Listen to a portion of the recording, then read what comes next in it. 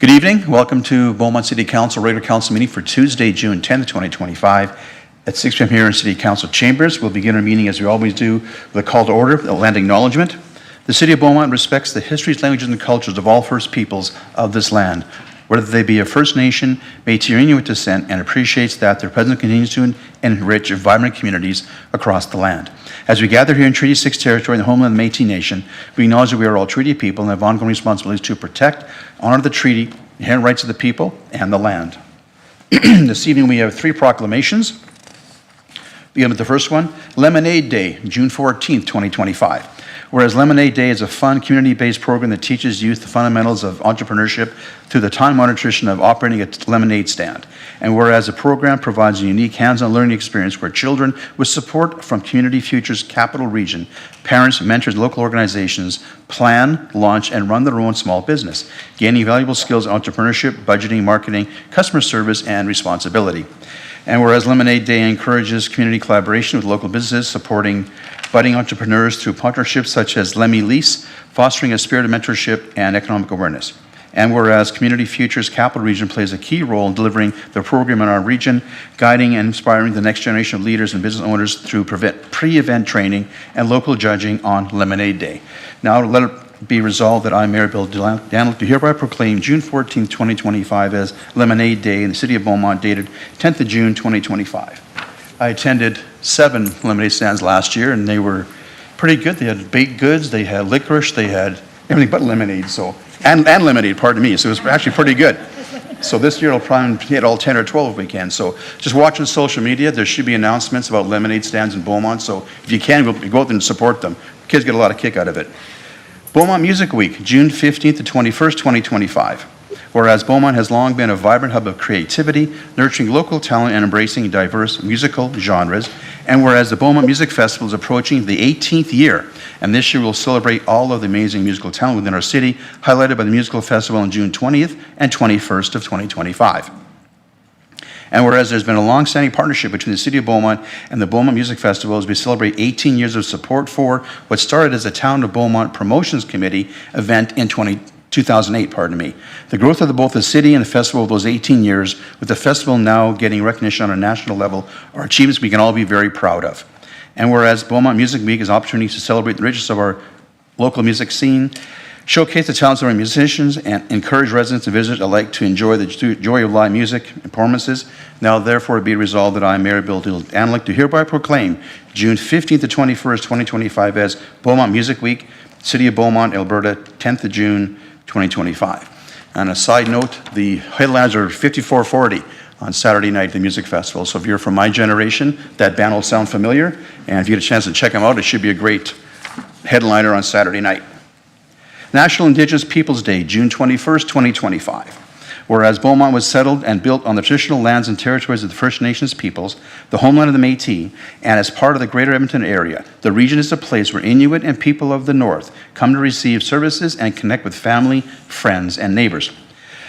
And whereas every summer solstice is a sacred time for Indigenous peoples and communities across Canada to celebrate in ceremony, culture, tradition, and teachings, it marks a time for all people living in Canada to acknowledge the many contributions Indigenous peoples have made and continue to make through knowledge, law, labor, spirituality, technology, science, philosophy, art, health, and wellness. And whereas National Indigenous Peoples Day is an opportunity to acknowledge the trauma that was caused by the attempts to assimilate and colonize original peoples of this land, while also recognizing the resilience and strength of Indigenous peoples to continue connecting with their culture and heritage despite our dark shared history and the systematic racism that still exists today. And whereas the City of Beaumont is committed to, as allies to assist Indigenous peoples in reclaiming their culture and traditions while making room for Indigenous voices within our structures and at our decision-making tables to ensure equity and equality for all. Now therefore be resolved that I, Mayor Bill Danyluk, do hereby proclaim June 21st, 2025 as National Indigenous Peoples Day, City of Beaumont, dated 10th of June, 2025. Excuse me.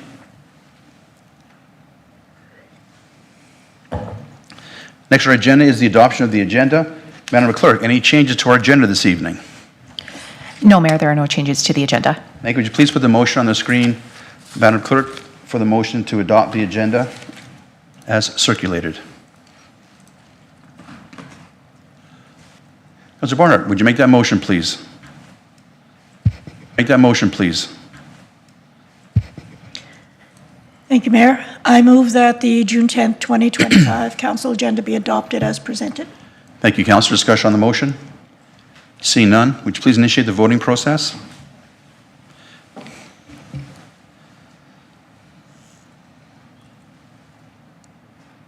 Okay, I'm showing no votes on my screen.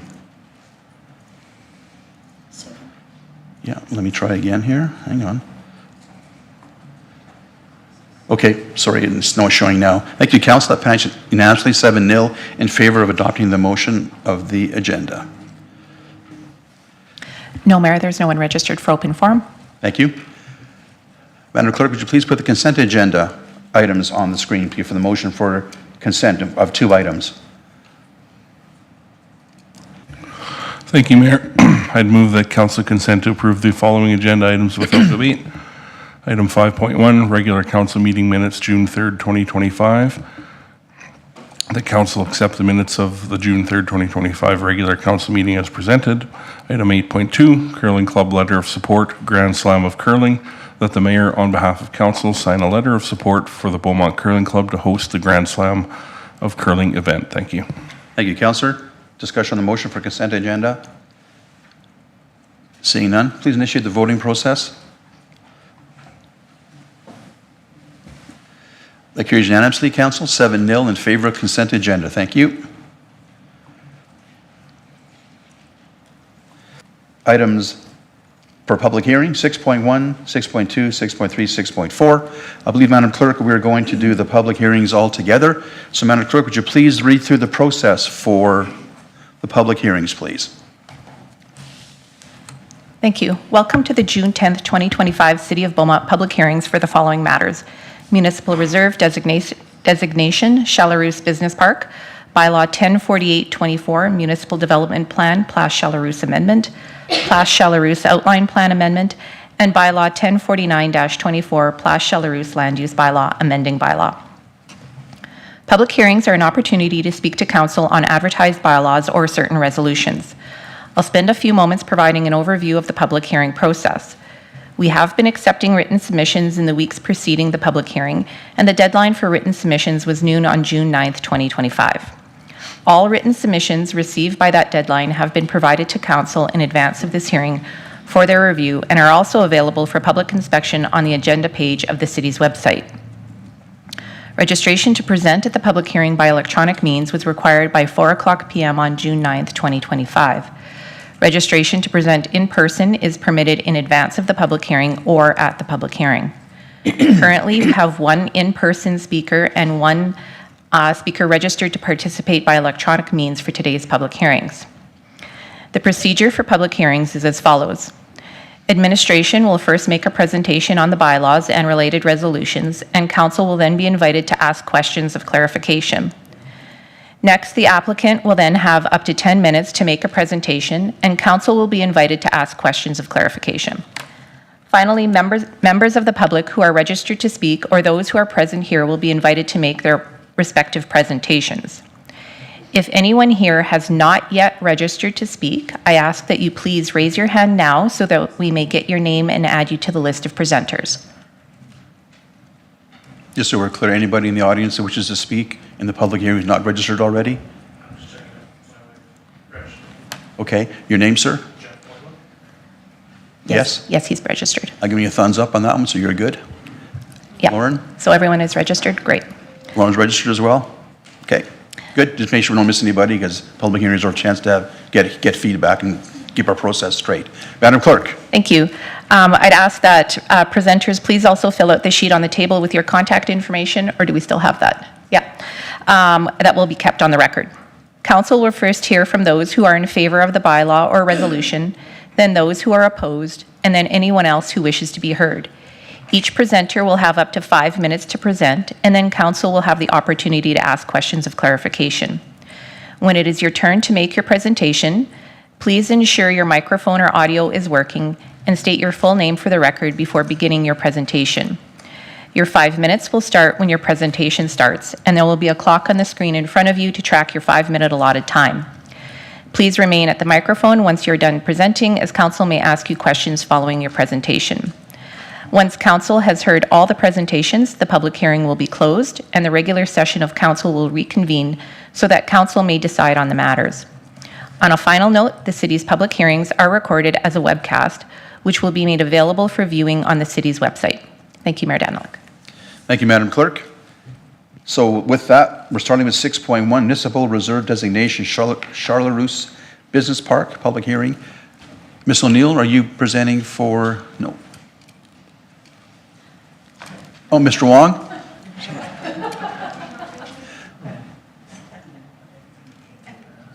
Yeah. You'll sit there? Okay, just 1 second, make sure the right microphone is on for you. Yeah. We can start that now. Okay. Microphone is on, so we'll begin with administration's presentation, followed by clarifying questions from council. Mayor Daniluk, members of council. Mayor Daniluk, members of council. My name is Katrina Tarnowski. I'm a long-range planner, and I'm here with the manager of long-range planning, Joanna Wong, and our senior planner, Matthew Grattan. This evening's presentation is a follow-up to my report from April 16th, 2024, when council gave first reading to bylaw 1048-24, Municipal Development Plan, Place Charleroux Amendment, and bylaw 1049-24, Place Charleroux Land Use Bylaw Amending Bylaw. Council approved a motion to postpone the public hearings for these items after administration received a request for additional time from the applicant. This was due to discussions with them about servicing of their proposed subdivision at this site. The applicant is now ready to bring forward their applications again. In addition to the two bylaws, tonight we are also considering an amendment to the Place Charleroux Outline Plan, which is a non-statutory plan at the neighborhood level. Unlike the two bylaws, the Outline Plan amendment does not require 3 readings by council, and it does not hold the legal weight of a statutory plan, but it is important for all of our plans and policies at all levels to be consistent with one another. An Outline Plan amendment can be adopted by a simple resolution. And finally, administration and the applicant identified an opportunity to remove the municipal reserve designation from a parcel adjacent to the development site that is surplus to the needs of the city. This parcel is now included within the amendment areas of the plans and redistricting, but the city first needs to hold a public hearing regarding the removal of its MR designation. So on this slide is a quick overview of how the 4 applications, which have been submitted on behalf of Place Charleroux GP Inc., fit together at different levels of city policy. The applications first require a removal of the MR designation so that the southern parcel is no longer considered reserve land. Then the applicant has applied to change the land use district of this parcel and their own private site from the commercial district to the integrated neighborhood district. These changes don't currently comply to higher level plans, so the redistricting necessitates a change at the neighborhood level, which is an outline plan or OP amendment. The OP amendment application proposes to change the site from commercial and park uses to the medium density residential use. And finally, we need to ensure consistency at the city level. So the 4th application is to amend the municipal development plan to also change the same lands from commercial and parks and open space designations to established residential. This slide shows an overview of the site context within the Charleroux Business Park. So to the west of the site is a stormwater pond and a walking trail. To the north is a recently approved medium-density residential development, and continuing further, we've got the École Mother de Youville School and playing fields, as well as other low-density residential housing. Number 5, you'll see, is the existing commercial site that exists within the parcel. And then number 6 is an adjacent commercial site as well. And then to the south of these lands is the Innovation Park and our Southwest Annexation lands for future business park land uses. And then this is just a shot of the subject site from 30th Avenue looking south.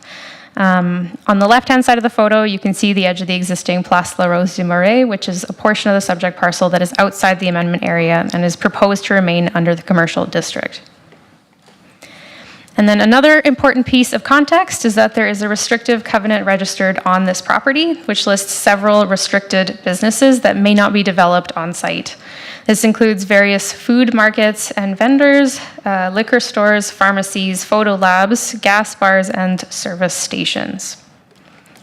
And I'll turn this over to Joanna Swong. Good evening, Mayor Danyluk and members of council. My name is Johannes Wong, and I'm the manager of Long Range Planning. I'll be start with the actual items. The first one will be the removal of the municipal reserve destination from the land title, the legal description of the parcel. So this will be the first item discussion. So the legal description on this parcel is Lot 14 MR. MR means Municipal Reserve. Block 5, Plan 1920707. This is currently undeveloped and is located directly to the vacant commercial site to the north. The Municipal Reserve, the authority is coming from the Municipal Government Act.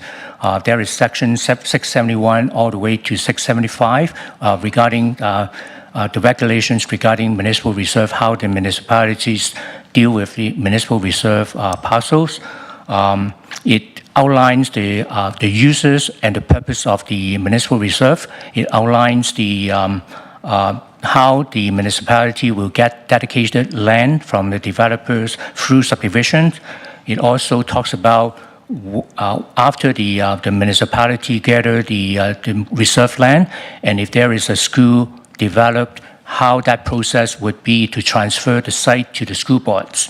And then lastly, the legislation also outlines what is the process of if the municipality chooses to remove the designation from the land title, and also potentially later on dispose of the MR parcel, such as land sales, such as leasing, or any other disposal from other legislation.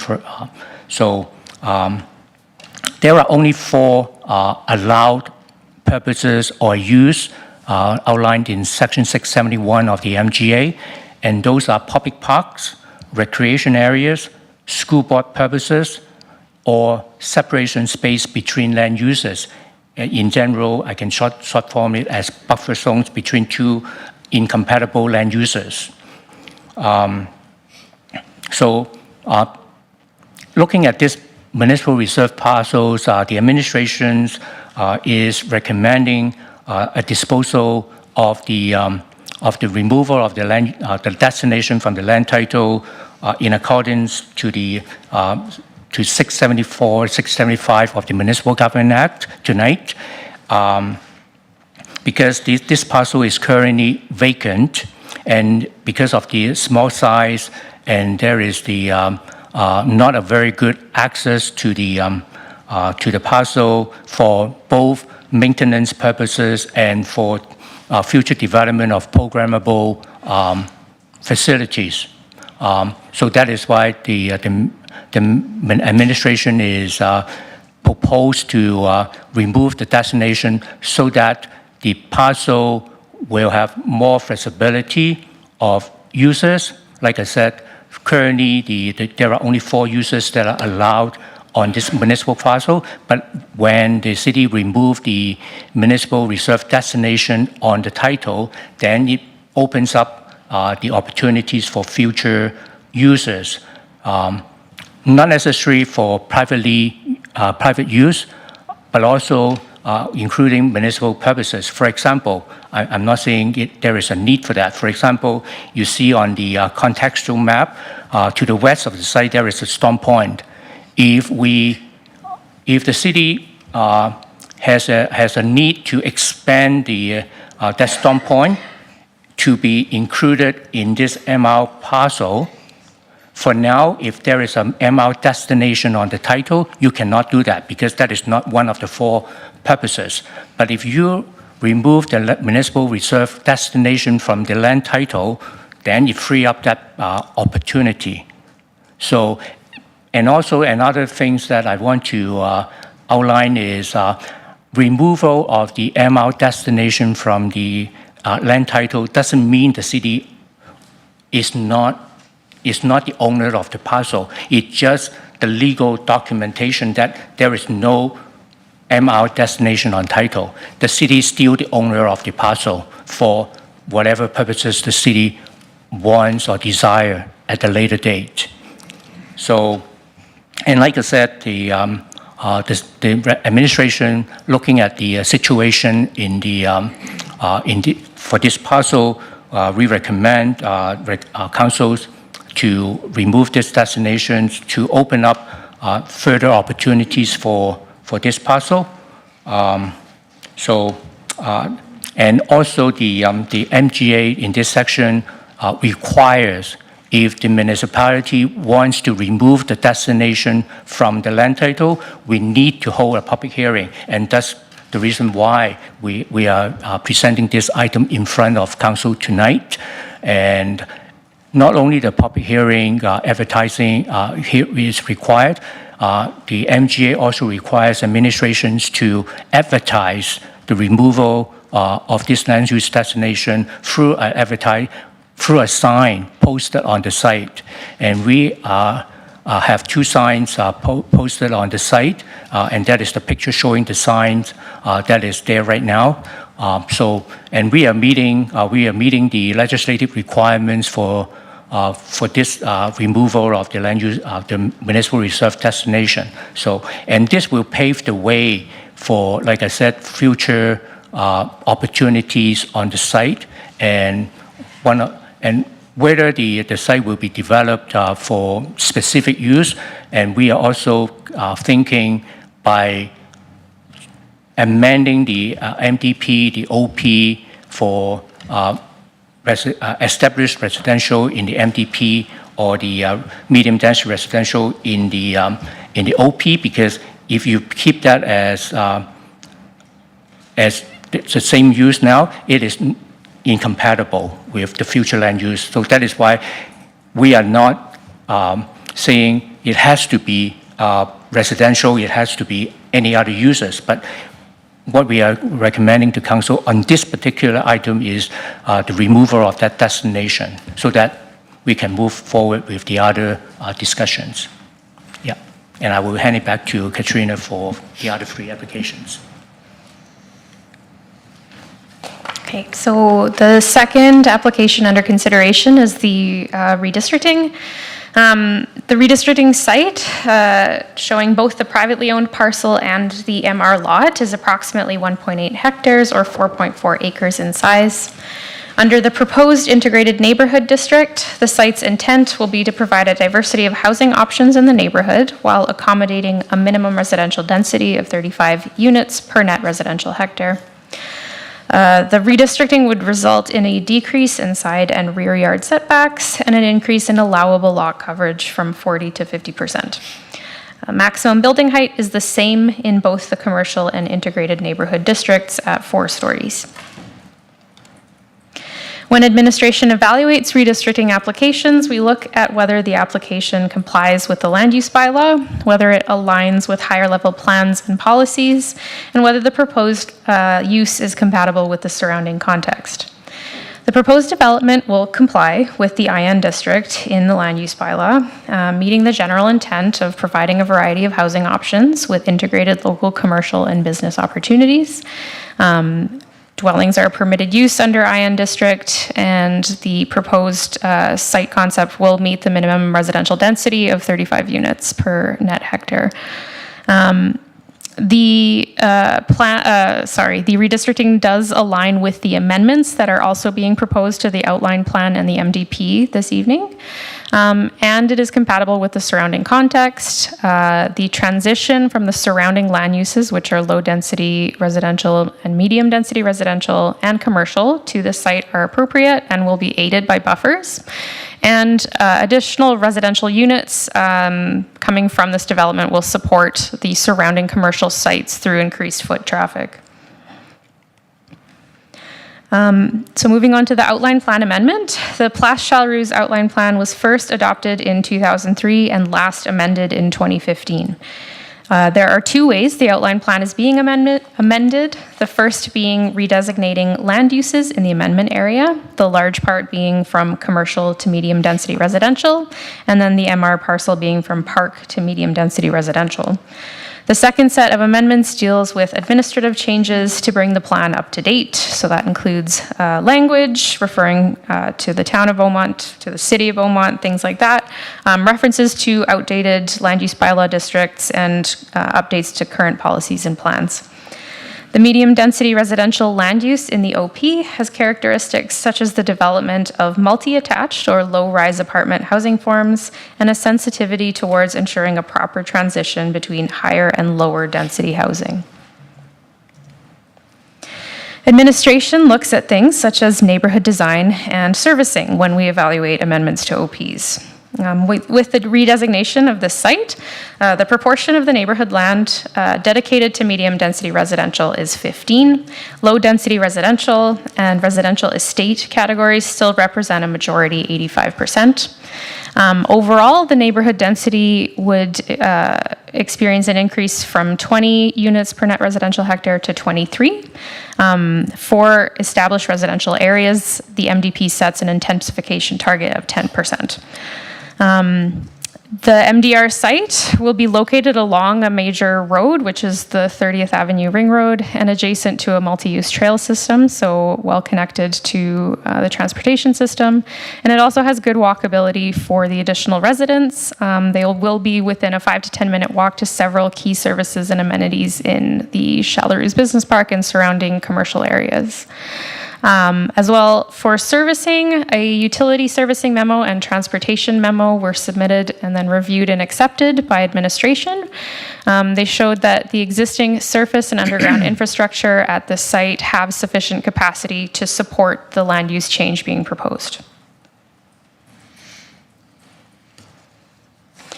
Finally, in order to accommodate the proposed changes at the parcel and neighborhood level, an MDP amendment to redesignate the two parcels within the amendment area are required. The privately owned parcel is currently designated as commercial, while the MR falls under the parks and open space category. Both would be amended to the established residential use. The City of Beaumont's MDP has stricter requirements than seen across the region when it comes to converting local employment areas to non-employment uses. Other municipalities may impose similar requirements to the ones listed on this slide, but typically only for major employment areas. Administration assessed whether the applicant adequately addressed the following requirements: that the lands are not required over the horizon of our complete community, the MDP, for employment purposes, that there is sufficient employment lands to accommodate projected employment over the horizon of our MDP. The conversion and proposed uses will not adversely impact the overall viability of the local employment area, and that there is existing or planned infrastructure to accommodate the proposed land use. So to these points, the applicant submitted a report showing that there was a 44% vacancy rate in the Chalarou's Business Park, which is 50% higher than the Beaumont average. There is an estimated 113 hectares of commercial, business park, and mixed-use lands that are planned in other neighborhoods across the city of Beaumont, such as in Le Rêve, Elan, in Beauval, and in Azur. This site specifically has been mostly vacant since its subdivision was registered in 2015.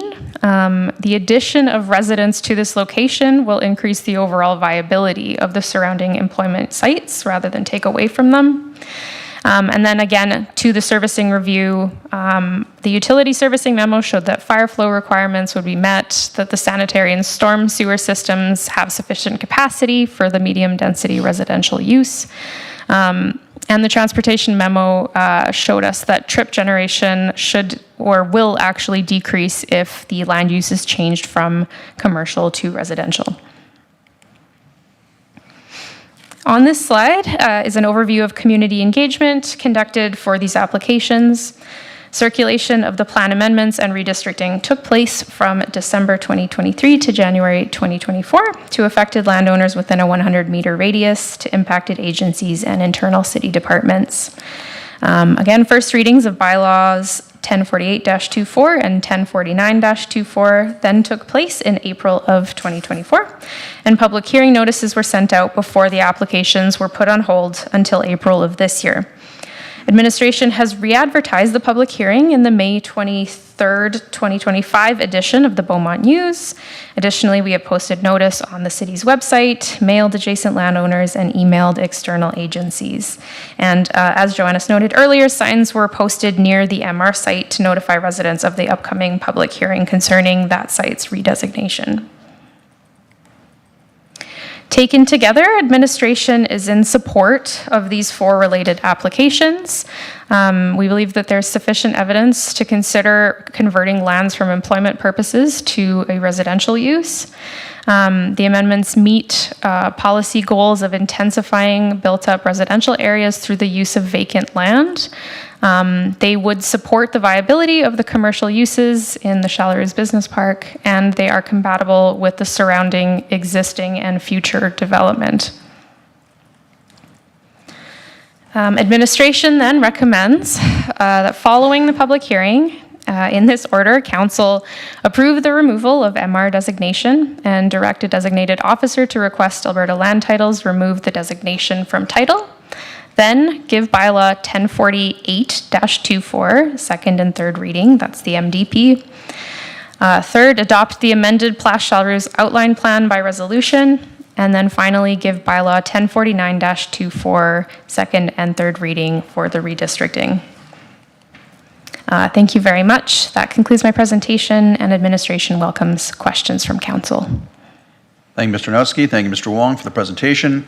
Appreciate that. And this time, I'll ask for clarifying questions from members of council.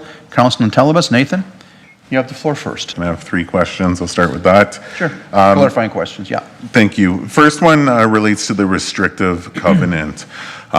Is the administration able to clarify the process and how we got to the point where it's so restrictive that there's not, or basically the inability for other similar businesses to be in the area? So who's responsible for that decision, and what kind of proposal would have came in to make that decision happen? Thank you for the question, Councillor Telebas. Through the mayor to councillor, restrictive covenant is between 2 parties. The grantor is, in this case, is Laprop, the supermarket chain, and it put it on the land titles in those areas. And there are restrictions in the land title. The city is not involved in that process, and it is an agreement between the 2 parties that they have to abide with those provisions in the any KVS or documents. So in this case, it is a restrictive covenant on the restricted uses. Those are the uses that the 2 parties, when they sign the covenant, that these uses will not be allowed on these parcels, on this land, and that it carries with the land titles, even though it transferred many, many times. So whoever owns the land, the restrictive covenant will prevail. So basically, and that is why there are a lot of uses that Katrina showed on the slide. For example, grocery chain, gas stations, service station, even photo labs. They are not allowed on this land. So, and that is the reason. Yeah. Perfect, thank you. So my understanding is it's obviously without saying any names, I guess it's the group that's putting the facility there or the business there and the landowner, correct?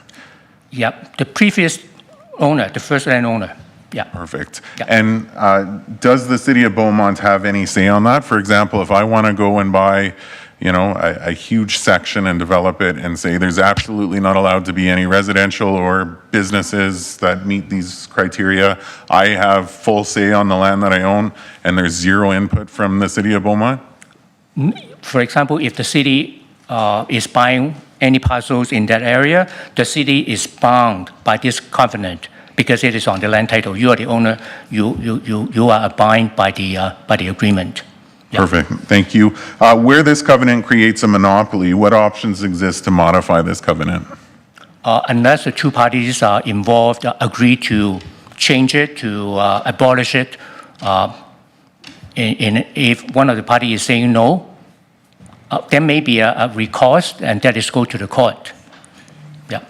Okay, perfect, thank you. And then last question before, I'll have a few more after, but has the party holding the restrictive covenant been cooperative with the city? So just in the sense, do we have a good relationship where we could potentially have a good conversation and look at eliminating or reducing some of the requirements of that covenant?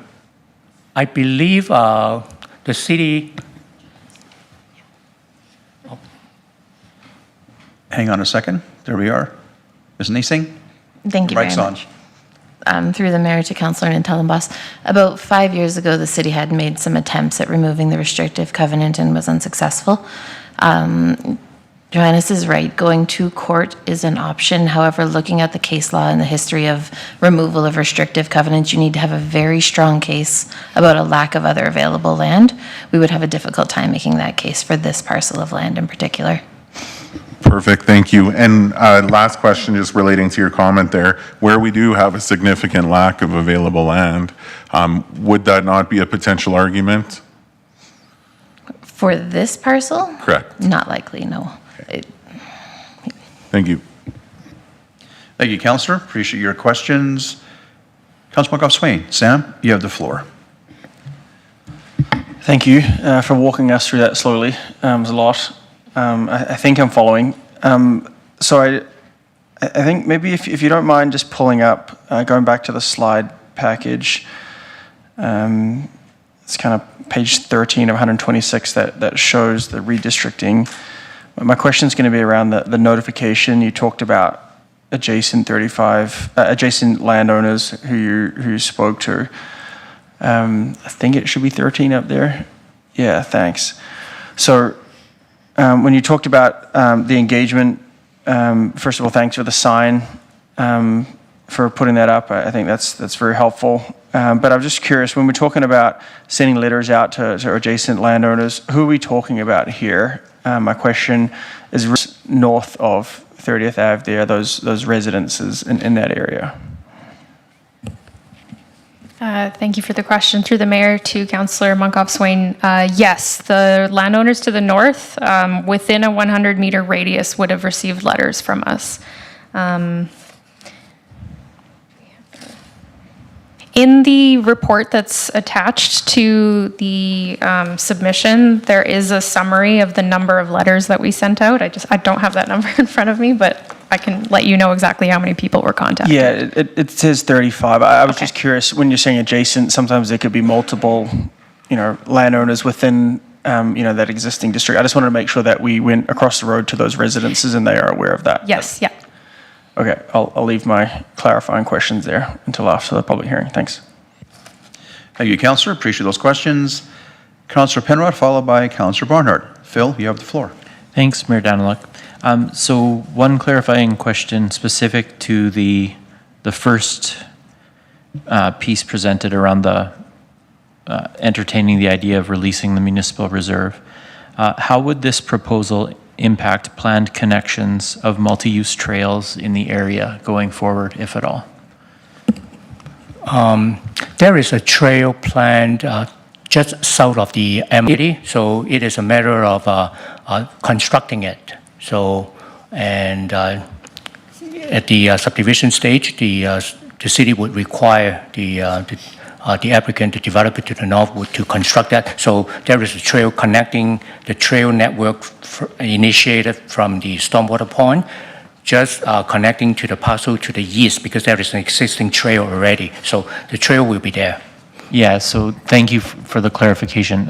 So that's the trail that eventually, when it's complete, will run up and down along, along kind of 625, parallel to 625. And so that's protected by a separate registered.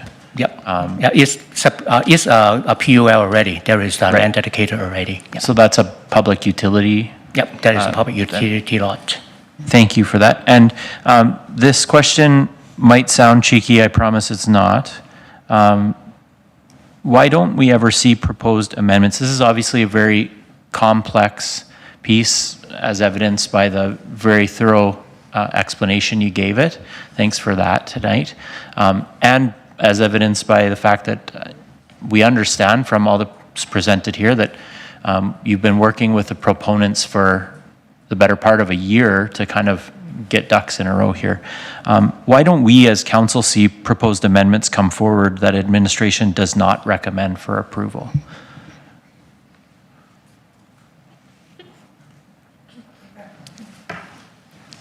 Ms. Raymond, let me find your microphone for you. Hang on a second.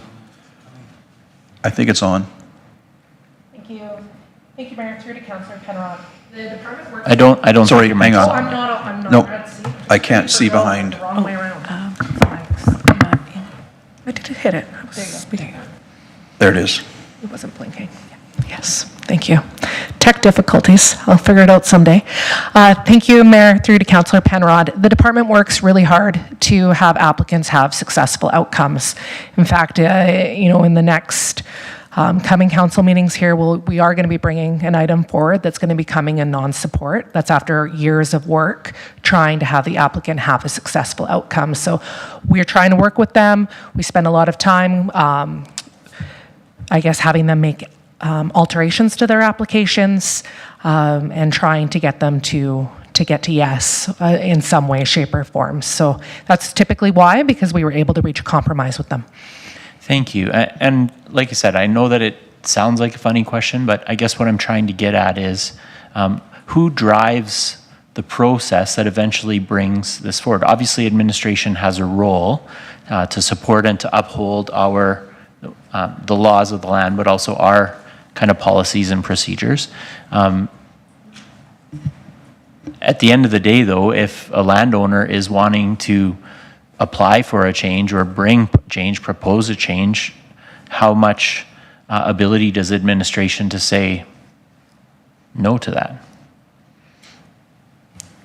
Mr. Wong?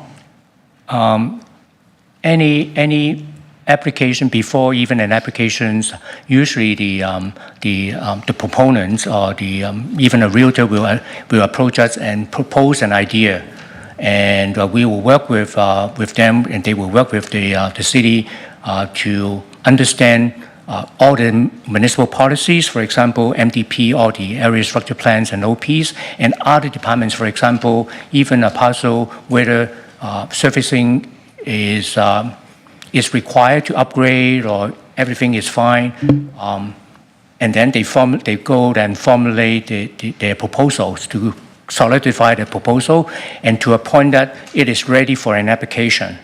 And then when they make the applications to the administration, the department will basically take a look at the application to see where all the informations are complete. For example, if some of the application requires to basically confirm the servicing requirements, we will ask them for at least a servicing memo or revise the neighborhood servicing report or TIA, those things, for us to evaluate their proposal. And also we circulated, as you saw, we circulate to not only the adjacent landowners, but also external agencies and other departments, and even the province sometimes. For example, in this case, because it's abutting 625, we have to send it to Alberta Transportation and Economic Corridors. So everybody would have their inputs to us, and we consolidate. And if there are issues, and that is where Ms. Raymond is saying, the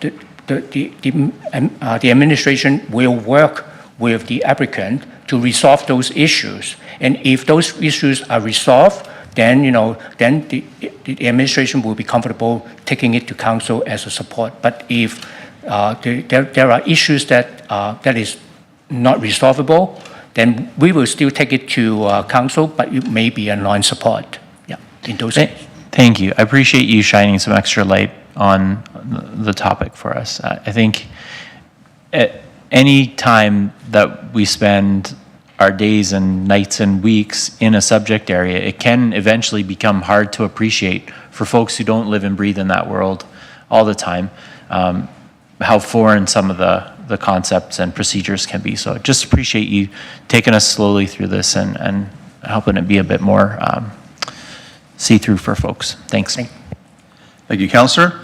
Councillor Barnhart, clarifying questions. You have the floor. Thank you very much, Mayor. And Mr. Wong, I have a question based on something that you mentioned.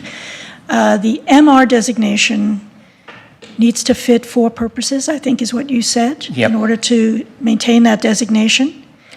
No, Does it it- is not maintain that destination. That is in the MGA Section 671, it says that there are only 4 purposes for MR. If a municipality is taking land from the developer through the subdivision process and dedicate it as reserve land, then that reserve land has only 4 allowable uses on it.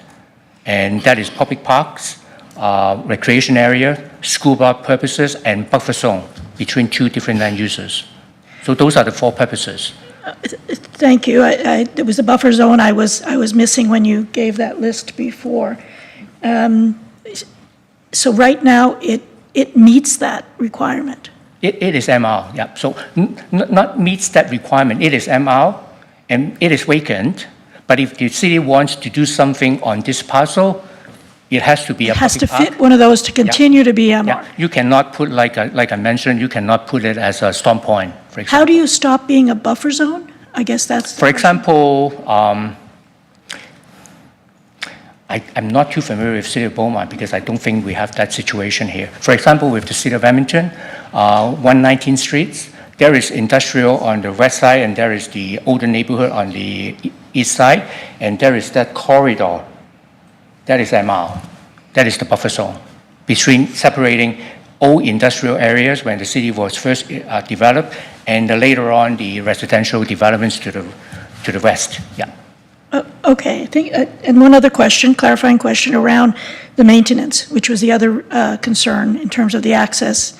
And then you mentioned that the stormwater pond is not MR, that's something else. And so can we go through to get to this property? Yeah, you can put, because the storm pond has a trail. So that is, in a legal term, that is access to this MR parcel. Yeah, so, and the subdivision regulations require legal access. So, and that is the legal access to the parcel. Okay, so I guess what I'm getting at, and I thank you for clarifying it, is that it could continue to serve a purpose and be municipal. It could, but it's just vacant, yeah. Because like I mentioned in my presentation, the parcel, because of its size and the location, there are limited opportunities for even recreational programming. Yeah, so it can be act as an open space. Yeah.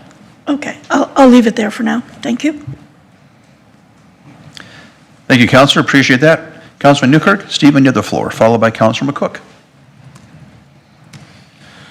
Yeah, thank you. I don't know where this question fits later on, so I am going to ask it now. What is the fate of the path located on the south side of that MR? So you just spoke about the path right now being access. Who's responsible to finish and connect that path? May I ask a clarification question? You mean when I talk about that trail, that lot, that dedicated lot parcel existed for the trail? There's a trail that comes all the way from on the south side of No Frills, and it goes all the way across Yep. the back stormwater pond, and it's kind of mocked up there, but it needs dirt work and it needs asphalt. So where does that fit into this whole conversation, or does it not fit in? Later on, when this parcel to the north, the commercial site now, right, when they developed, there is a requirement in the subdivision approval that the city would require the applicants to construct that. So if the MR was still there, would there still be that requirement? Yep, Okay, I believe so, yep. Okay, I'll move on. What is the current ownership of the MR land? Is that city land? The city, yep. Okay. So one of the things I'm stumbling with in my head is it seems that the progression, can we go back to that slide? I think it was the first slide that takes us through a progression.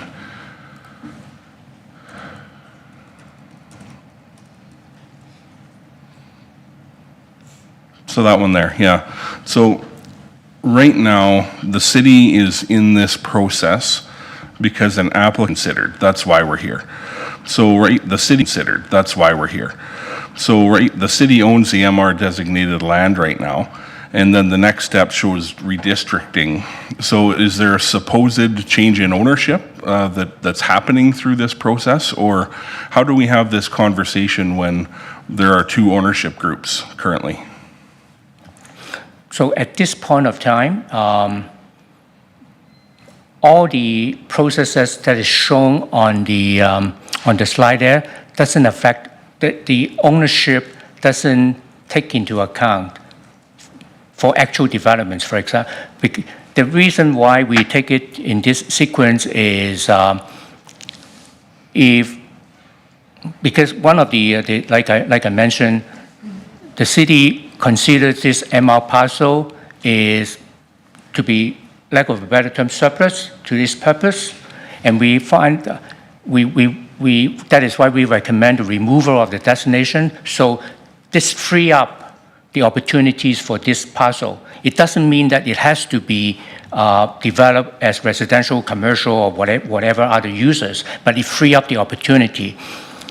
But then, when we do the MDP amendments, the reason why we designate it as established neighborhoods, because, I almost damaged it. So, because the MR parcel is, because we want to, because the parcel is not really good for recreation purposes, and that is why we in the MDP we want to designate as established residential destination, and then the OP we are saying it is residential, and the zoning is IN, because all this will basically accommodate whatever land use in the future, and that doesn't preclude the city, if the city does not dispose it in any means, this parcel can still be an open space without the MR. So, but it frees up, if there is an opportunity, the city can basically realize that opportunity, because because of those amendments done tonight already. Yeah, I think I can follow that path, but just for clarification, left to our own devices, this probably would still be sitting there as MR? If council, after the public hearing... No, not that. So if this conversation around this conversation around this MR is only in front of us because an applicant wants to do something that combines that MR into their ambition, is that correct? Not necessary, because as I mentioned, the city sees an opportunity to do something for this parcel, to help realize the potential of this parcel. Whether at the end of the day, some buyers will approach the city to buy this land, it is still city-owned, whether it is MR or not. And also, without the MR destination on the title, it can still be open space. It can still act like a park. So there is nothing precludes that from happening. But by removing the MR destination from title, it opens up, like I said, it opens up the opportunities for other users, even municipal facilities. Yeah. Okay, I guess I'll end with the fact that I'll stop on that one. Next question. How do you know that there will be 343 residents here? You allude to that in the presentation. Where does that calculation come from? Yeah, thank you for the question. Through the mayor to Councillor Van Newkirk. That was determined through a calculation based on the land use statistics table that was provided with the outline plan, and the proposed format of the site development that has kind of tentatively been circulated to the city. So The development concept that we've seen has shown townhomes. If we're developing that to the 45 units per hectare that is permitted in the outline plan, that is the resulting population that we would see. Okay, yeah, I was curious where that came from. Thank you. Okay, I do believe the applicant is here, will be speaking after administration is over. That may help clarify some questions from council. So continuing on with clarifying questions, Councilor McCook, you have the floor. Kat. Thank you, Mayor. I'll just continue from that, just for super clarity.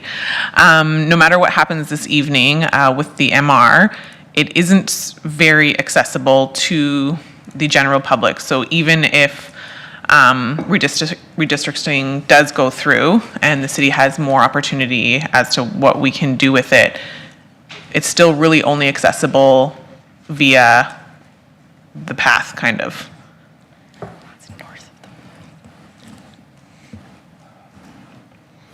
How do I answer that question, Councillor McCook?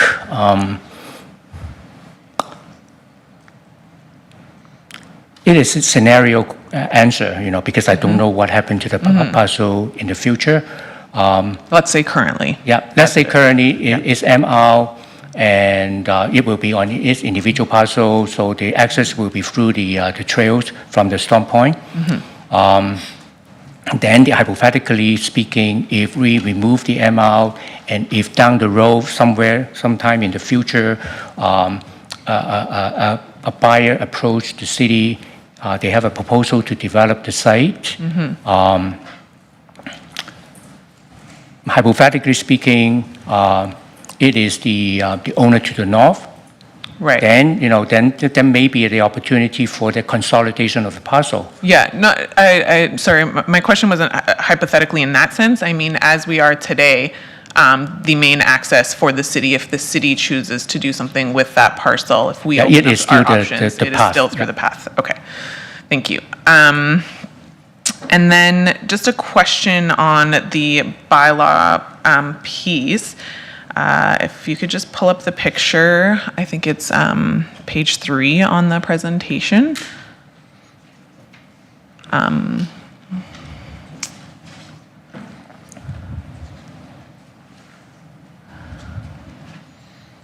Yeah, just the parking that is highlighted in that area.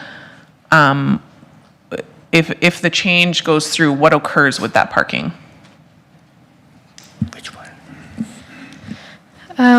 Through the mayor to Councillor McCook, can I clarify, are you asking about You see the little cars kind of dotted along? that's off of 30th Ave on the actual site is what you're Yes. asking about? Yes. Is that parking impacted by this change at all? That parking would likely be incorporated into a future site design that would be proposed here. Whether it remains exactly as is or is changed to accommodate the future development on site, we don't know the answer to that yet. There would be administration would assess any proposed development against our land use bylaw to ensure that there's enough parking for the site, whether it's for the commercial that exists there already or for the future proposed medium density residential. So it may or may not stay exactly as it is, but there will be parking on site as necessary for the proposed land use. Okay, thank you. I'll hold the rest of my questions till later. Thank you. Thanks, appreciate that. Councilor Telbus, you have any more clarifying questions before I go to the applicant? Clarifying? Yep. Okay. Thank you. So I guess first one just relates to that municipal reserve. I know, Mr. Wong, you discussed it may likely remain the same, but there's the potential for other opportunities. I guess my question relates to why change it if right now we don't know what we're going to do with it.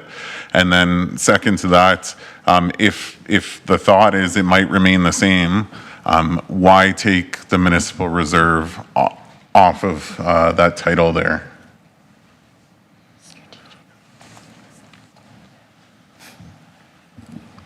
I think one of the recommendations to council for the removal of the designation, we look at the one of the master plan the city has, the Parks and Facilities Master Plan, and there is a policy saying that parkland should be central to development plans and not resulted from leftovers, space or remaining parcels. Therefore, we think that is why because of, like I mentioned, the future use or future developments of this parcel is very limited.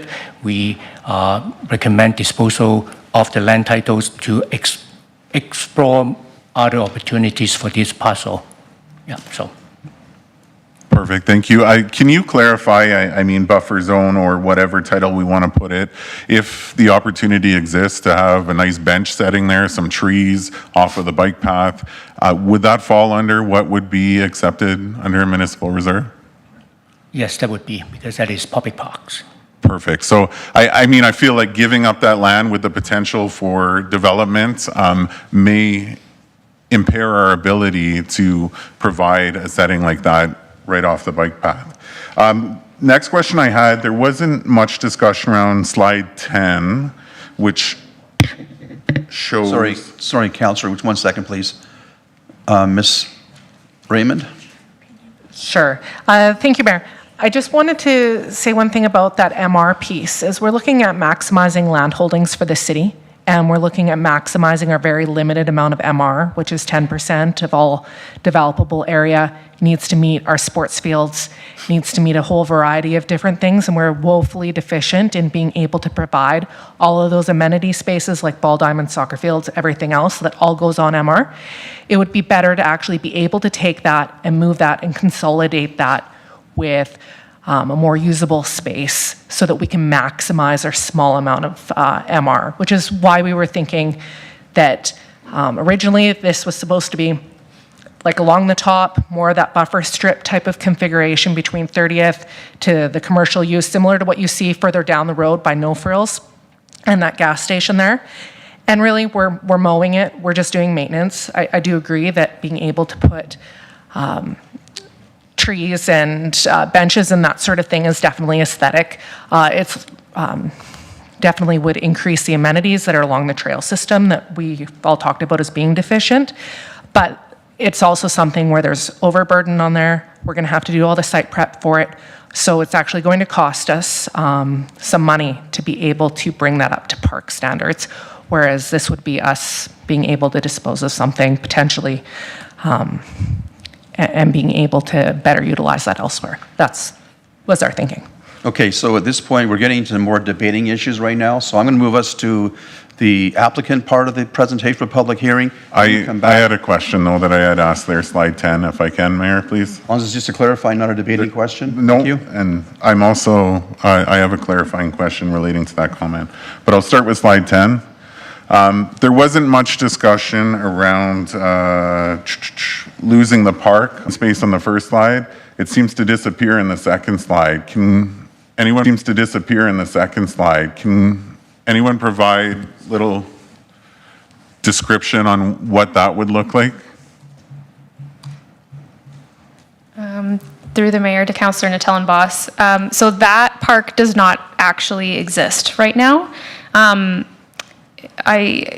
not sure exactly in what year this took place, but a number of years ago, there had been an arrangement that that green strip that you see along 30th Avenue was actually placed to the south side of the parcel, which is now the MR parcel that we are considering this evening. So it's not gone, it just wasn't reflected in the outline plan at the time. There wasn't an amendment made at that point several years ago. So the change that we see from the first image to the second is just a reflection of current reality as it stands. Okay, perfect. And then one more clarifying question relating to density. I know the comment used within the presentation is minimum 35 dwelling units, but it sounds like we're proposing 45 dwelling units based on the plan that's in place. Can we confirm what we're actually looking at for the proposal? So the 35 units per net residential hectare is the minimum required by the land use bylaw. Correct. For IN district. Within the OP, medium density residential is set at 45 units per net residential hectare, which aligns closely to the density that is typically seen when you have townhouse development. So it reflects the form that the development is going to take, not the minimum density of 35 neighborhood, and assess the average. Correct. So just to confirm, the proposal would be replacing the commercial with 45 dwelling units per hectare. Yes. Thank you. Thank you, Councillor. With that, we're going to move on to, I believe the applicant is here this evening, wishes to address council as part of the public hearing. Would you please join us, gentlemen, at the table in front of me? Would you mind, there's just a clipboard there to grab. Just write your names on it for the record if we could.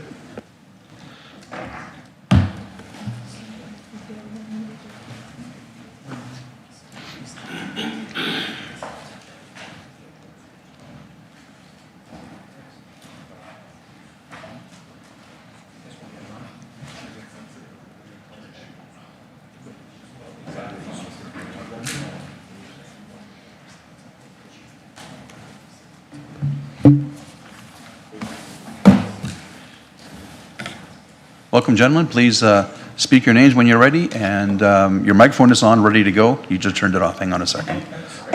Don't touch the mics. I will not touch it. That makes my life easier. Thank you. Fantastic, thank you. Appreciate that. When you're ready, gentlemen, please begin, and welcome to City Council's public hearing. Okay, fantastic. Hello, Council. Thank you for having us here. My name is Dave Onashenko. I'm the principal at Clarity Development Advisory. We're an urban planning firm in Edmonton. And representing the client here, ICM, Mr. Crowley, will be speaking after me. I'm going to speak for the first 5 minutes, and this is his slide up here. So I'll just be going through talking points without a slide. This, as you guys are aware, was originally at public hearing for first reading on May 14th of last year. And then it was delayed at the request of ICM due to infrastructure discussions with administration that proceeded on until this spring, in which they've now been resolved and rectified. And that is why we're back at council now. I want to speak to the feasibility of this site as commercial. So, number one is the inability to lease this site, and Mr. Crowley will expand on this a lot further in his presentation. The site access is limited to competing parcels in the area in terms of what tenants are typically looking for. The biggest component of the inability to lease is that restrictive covenant as discussed, and that put on title by 2 agreeing landowners can only be removed by one of those. And Mr. Crowley will speak to the difficulty of that and the attempts to try to do that with help of the City of Beaumont over the past number of years. The severely limited leasing opportunities on the site, it's driven down lease rates in all of Southwest Beaumont and left bays empty in Southwest Beaumont, the most anywhere in Beaumont, largely because of this restrictive covenant. And as a result, it has made new construction unfeasible, as Mr. Crowley will expand on further. In administration's council report, they noted that a projected 113 commercial, business, and mixed-use lands are planned in future communities. Meanwhile, commercial vacancy remains high in Place Charouse neighborhood, even though almost fully built out. So the 1.8 hectare site that we're discussing this evening, I want to be clear, is a drop in the bucket compared to the 113 planned acres of employment and commercial lands in Beaumont. Preserving employment lands that are economically stagnant while 60 times more better positioned, unencumbered land comes online is not in the best interest of Beaumont's growth as a whole collective community. As for an infrastructure impact, the sanitary and storm capacity is sufficient, and design considerations have been resolved in our discussions with the engineer and with administration. Finally, the transportation impact, as through the study that was presented and reviewed by administration, will actually be less with the proposed redistricting than as it currently exists due to the high turnover traffic that commercial parcels generate. So the proposed redistricting, to be clear, will have less of a transportation impact than if this site were developed as it is currently districted. These proposed changes in front of you tonight are supported by policy.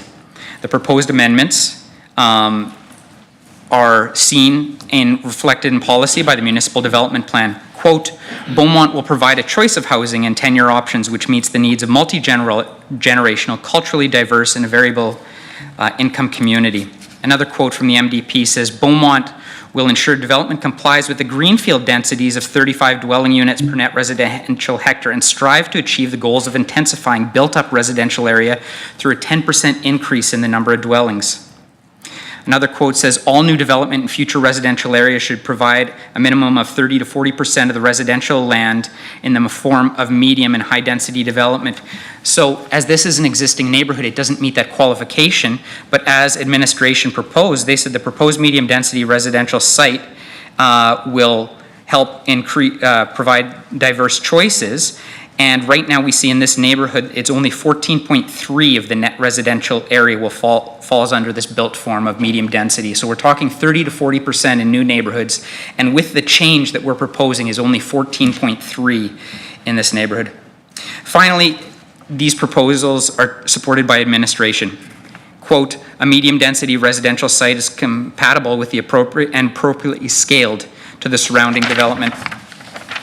Another quote, the proposed medium industrial residential development meets the intent of the integrated neighborhood district.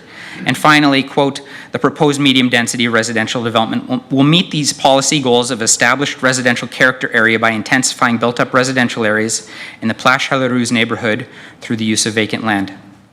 I thank you very much, Council, for the opportunity to speak. I'll be passing on the remaining time to Mr. Crowley.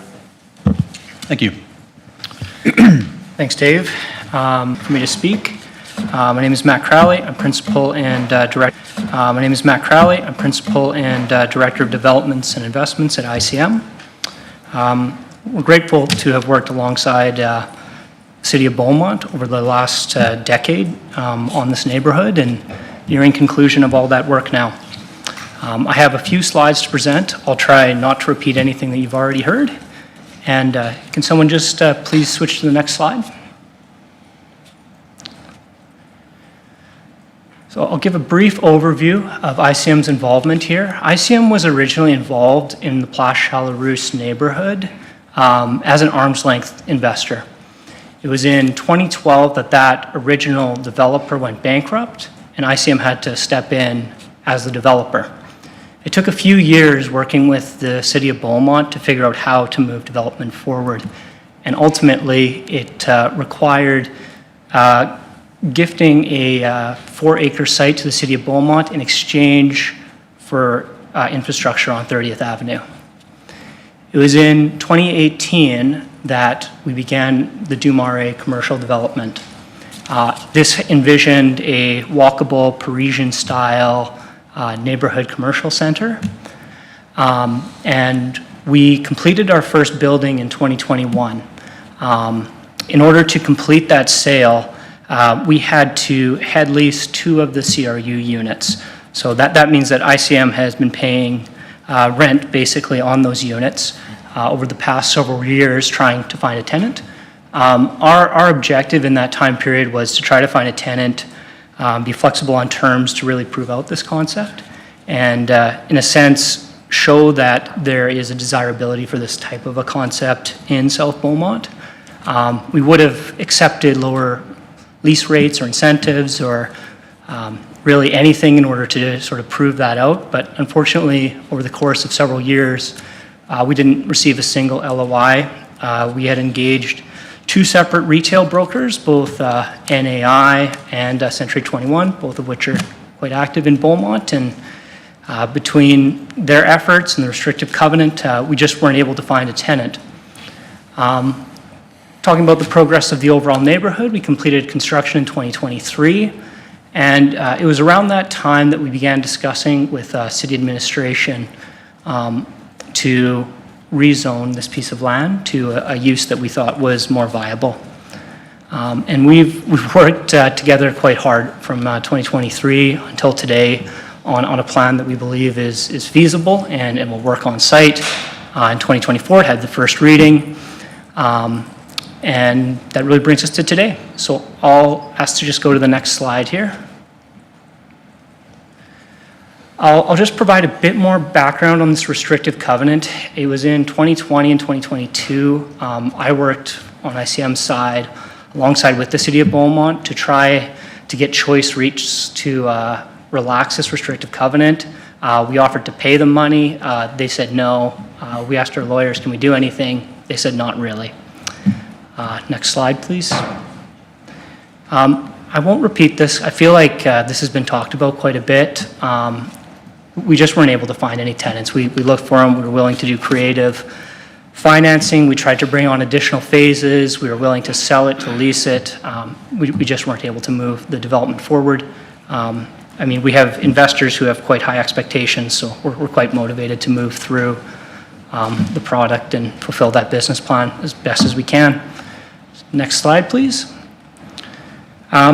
So I guess I'll just leave it there and just give you guys a chance to asking questions if you are interested.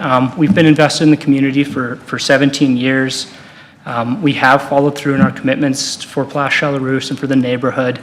We're at our final 2 FAC items for the overall neighborhood. That'll be completed this summer. And just hope to get your support on this. Thank you. Thank you, gentlemen, for the presentation. I appreciate that. With that, I'll open up to members of council for clarifying questions. Now, Councillor Penrod, you have the floor, Phil. Thank you, Mayor Daniluk. Thank you, gentlemen, for your presentations tonight and for your years of work, investment in the community. As part of the package, we've received submissions from other folks who talk about their property value, so I just wanted to give you the chance to speak to this question. If these proposals do not go forward, how do you expect that would affect the property or the value of your property in this case? Yeah, it's a good question. And it kind of requires imagining every possible scenario to some extent. But I mean, like, let's assume the market doesn't change at all and there's no more development. I think another developer is going to really struggle to develop retail on this site. You know, we've tried quite hard to find different uses here, and we haven't been able to do it. So there's a price that someone would conceivably pay to develop retail here, but I think it's gonna be pretty tough. I can't say what the property values would be if this becomes a IN zone. There's probably other people here who know more about that than I do. Thank you. And just to, maybe I'll save that question until later, but one more for you later. Thanks. Thank you, Councillor. Councillor Barnhart, you have the floor, followed by Councillor Van Nucker. Kathy? Thank you, Mayor. Thanks again for all the hard work and effort that you put into this. I'm quite curious about why the lease rates are just not working for the retail and the commercial area. And you've obviously been trying real hard to make that happen.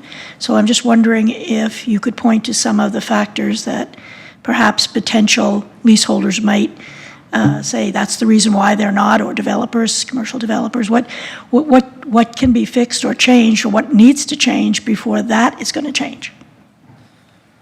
Well, I can just offer you my perspective as a developer, and I'm not a leasing broker. I think in my opinion, there's more retail than is needed in that portion of South Beaumont based on the current demand. My last count was there's 5 daycares along that strip. The restrictive covenant really limits what you're able to do. And there's just not a lot of other retail uses that are in demand for that section right now. My opinion is that the best use of it is as an IN district for some residential use. And that will help to complement the retail businesses and hopefully help drive more demand due to more residents. And if I could just follow up, there are some businesses not on that list. I mean, there's certainly a long list of businesses that are not able to be put there. Some stand out as being missing in my mind that we could use. Hotel is one, for example. So can you speak to why that may not work there? Yeah, I have done hotel developments, but I have not looked at it in Beaumont specifically. So I'm not sure on that one specifically. And so that hasn't been pursued? I will add, though, that we're just, and ICM is just responsive to the interest that comes. And so the land is, put up for potential lease, potential development, and, should there be someone who sees an opportunity for that, or other uses that are allowed, it is really the market that drives that. And so, as Mr. Crowley indicated here, they worked with different brokers creatively to find any possible lease they could, do any deal with anyone for many years, and were unable to do that. So, unfortunately, that's the case. Appreciate that. Thank you for the clarification. Thank you, Councillor. Councilman Newkirk, followed by Councillor McCook. Stephen, you have the floor. Yeah, just a question on the restrictive covenant. Was it in place when the land was acquired by ICM? Thank you for reminding me. I meant to go into this. So my understanding of the history here is when the original developer would have secured a grocery store, grocery stores try to lock down the whole quarter section because they're putting in an investment that takes a long time before the residents get there. And so it would have been the original grocer who had that restrictive covenant with the original developer, and that would have predated ICM's investment into this area. So from a timing perspective, the covenant was there before ICM would have been there. Is that? Yeah. Yeah. Yeah. Okay, thank you. Thank you, Councillor. Councillor McCook, Kat, you have the floor. Thank you. You spoke a bit to it, and I'm just wondering if perhaps you could expand on how you would respond to the concerns that this proposal perhaps reflects kind of some of the short-term market decisions rather than the long-term vision for balanced communities. Yeah, I mean, Dave will know more about the planning side of this. My response would be, it's not short-term. I feel like, you know, we started looking at this in 2017. We've basically given it 10 years to try to see if this works. I think in the neighborhood cycle, there's probably not a lot more population coming in that area. And I don't know, Dave? Sure, I'll add to that. Yeah, I think, you know, a lot of our planning principles, when we start at neighborhood plans and higher level plans, they start out as great aspirational plans. Mm-hmm. And you know, if we took a look at the land use in this neighborhood, I don't think that this is, you know, the one key piece in that. You see a lot of support of some commercial that has been built. We see recreational uses, we see, you know, obviously school sites, we see really a complete community as it exists today. What you do see, as we've said, with that existing commercial is an inability to lease. And this is a vacant site. And, you know, as Matt indicated, it doesn't preclude the fact that the rest of the neighborhood is cohesive. It is a community, you know, of people who probably love to be there and walk to uses and everything else. But at the end of the day, when we construct communities under some of these plans and planning principles, we see what the market can absorb. And in some of these cases too, when there's restrictions on or encumbrances on properties, it makes it that much more difficult. So as I had indicated before, 113 hectares of proposed future commercial and employment lands coming on board to support other growing communities and other areas. And, you know, I think it is, you know, the administration and you guys have done a fantastic job of making sure that that is part of each neighborhood as it grows, to provide that, you know, close proximity of services. And I think that does exist already here. So what we're proposing here just shows that, you know, the limitations that have been put on place and kind of what the market is saying. Thank you for that. Just a couple. Please. And much of my questions obviously come from concerns of the community and questions from the community. So can you speak to any tangible benefits beyond just the housing piece that this project or potential project switch to allow for a potential project would bring to the existing community? What kind of amenities? Would there be affordable housing units? Any enhanced public realm features? Yeah. So a couple things. One, from the off-site impacts, one thing that I did want to highlight was, one, the infrastructure is there to support it. And has been confirmed by administration and from the servicing brief provided. And two, the transportation impact off-site is actually better than if this site were fully developed as commercial in terms of trip generation, the amount of vehicles coming on. But as for on-site, I think this is actually a great addition. So we talked about how future neighborhoods have a proposed 30 to 40% multifamily and higher density residential uses. The reason why that's important is not only does it allow for a whole bunch of people with different income brackets or socioeconomic status or positions in life to live in a neighborhood, it also allows for aging in place and a transition that when you live in a neighborhood and love your neighborhood, you can actually stay there. I'm dealing with aging parents myself who have a 3,200 square foot home, and they, in the next couple of years, they love their neighborhood and will want to be moving to a smaller place that they can maintain while they can travel and do everything else. A lot of older communities they have very limited options. We've worked with clients in some mature neighborhoods in Edmonton, for example, who they're the first in proposing something that it looks different than what has been there before. And change can be scary. It's adverse to who we are as creatures. We're adverse to change. But at the end of the day, providing that opportunity is a good thing. And it provides to a holistic and complete community. Thank you for that. I think that kind of leads into my next question a bit. And you spoke a little bit about the TIA. I personally drive that road every day, and I go through that four-way stop every day, multiple times a day. So I know how at certain times it can become quite congested. So I guess how does this? So one will be around the TIA. Can you maybe explain a little bit further into how they came to the conclusion that there will just be less traffic? Is it just because the peak times of when residents leave their homes versus residential or commercial is all day? And then secondly, how does the proposal kind of directly support the needs of the current residents? So the family and businesses that are already in the Place Charlotters area, how does it enhance or contribute to them? Absolutely. So the first part, I'll offer my thoughts, but then I'll defer to administration. I'm not a transportation engineer, but what I can tell you is, as I alluded to before, commercial businesses have a high turnover rate. And that's one reason why we don't say right in the middle of a residential neighborhood, we're going to plop down blank, whatever that is, because of the huge generation of coming and going, multiple trips. Parking stalls might see dozens, if not hundreds of uses, over a time period.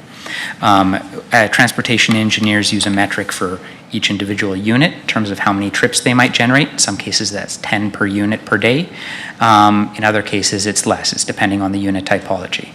And as for the amount of commercial that can be developed there, and I asked to Matt at the amount of square footage, the administration can talk about what that generation would be. At the end of the day, our experience is, both in practice and life, and from what the transportation engineers show, there is that much more traffic. So should there not be a decision today, and should this be developed in some capacity to commercial, it will have a higher impact on the transportation networks than what we're proposing. As for your second question, I'm talking about the benefits to existing residents and businesses. So for one, I think it's completing a neighborhood. The last thing that a lot of people hate in new neighborhoods or any neighborhoods is when will the developer finally finish that stage or phase or something like that, right? And it's difficult. It has to make economic sense. There has to be market demand for it. And sometimes those take longer than anticipated, or sometimes because neighborhoods can develop over 10, 20, 30 years, the market dynamics change over time. And that's kind of one of the reasons why we're here, or you see other people coming back, especially near the end of neighborhoods. So one, it cleans up an empty vacant lot and completes a neighborhood. Two, as I indicated, provides that diversity of housing choice to allow people to age in place. There's going to be nice landscaping on site for it. And finally, as we alluded to too, it adds additional residents to support the existing adjacent businesses, to help justify perhaps additional businesses that were in this 43% vacancy we're seeing in these commercial areas here. So I think there's a lot of good things for even existing residents and especially the business owners as well. Thank you for that. Thank you. Thank you, Councillor. Councilman Telebus, clarifying questions for the applicant. Perfect. Thank you, Mayor. First question just relates to the efforts to either find investors or tenants for potential leases there. I know you mentioned that it's maybe not so much a hands-on approach as it is contact a broker. I believe you mentioned Century 21 and another group. to look after that. Are you able to clarify what kind of efforts are put in on their behalf? Is it more a listing is here, and if someone contacts me, then there's an opportunity, or are they actively seeking out investors? Yeah, it's a good question. The way these leasing brokers make a living is through commission. And the way that they get commission is when a tenant signs a lease. So they're always motivated to put every offer in front of you and call their long list of contacts and put up a sign and put it on realtor.ca, because if they don't do that thing, they're not going to remain brokers. It's a very tough business, and so that's why we went with pretty experienced brokers and asked for their reports on activity and followed up with them. But you can't push rope. You can't what, sorry? You can't push rope. Okay. Yeah. All right, thank you. And then next question would be, we don't know the fate of this, but should it be unsuccessful, is there an opportunity for low density, or is the only option medium density? Yeah, I mean, at the end of the day, there's the option for anything to be brought before you, but obviously it is, the opportunities that either the existing landowner or another landowner might have, and has to comply with city policy.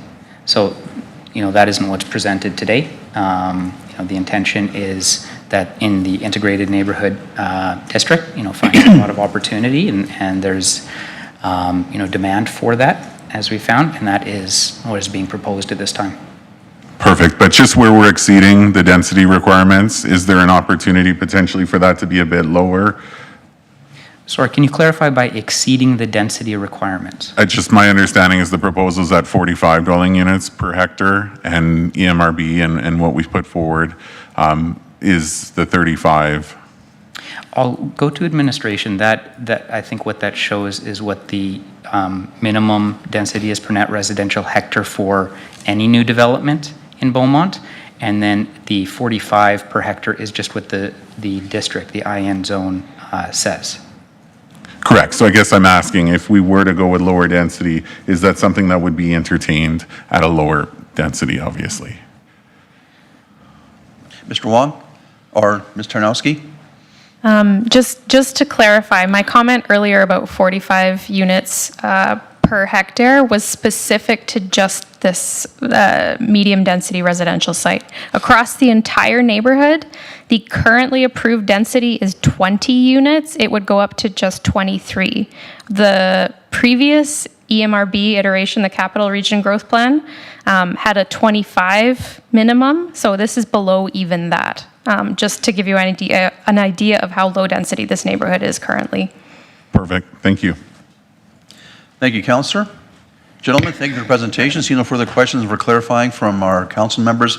I appreciate your being here, and we'll move on to the next portion of our public hearing. Thank you. Thank you.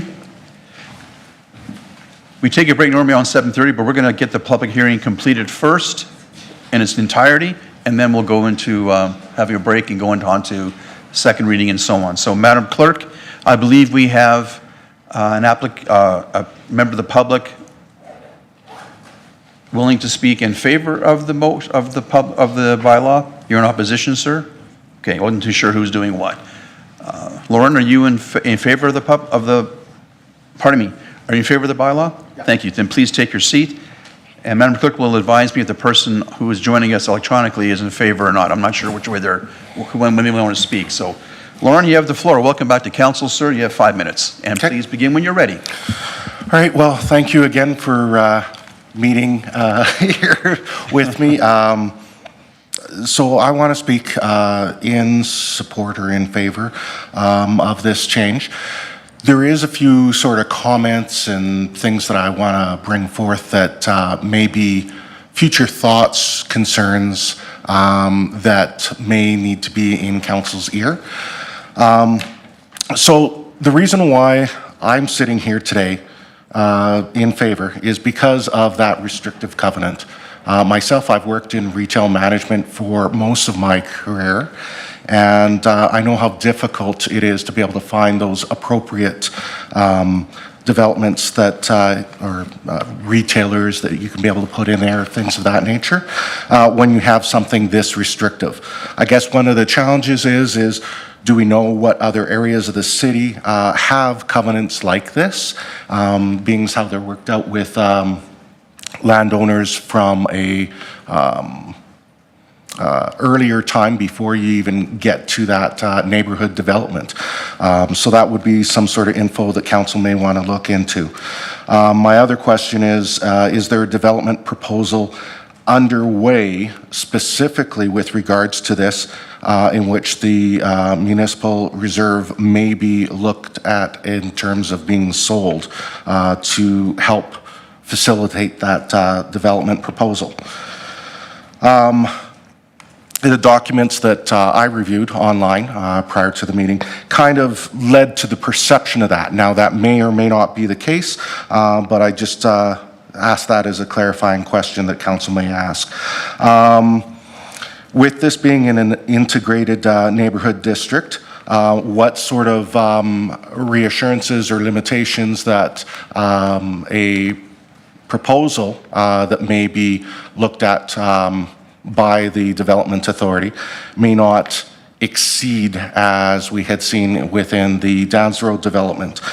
This is calling for medium density has been said, but again, this is an outline plan.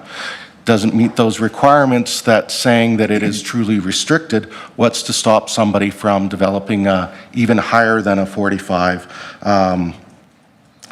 unit per hectare plan, such as what may be going forward in the future here.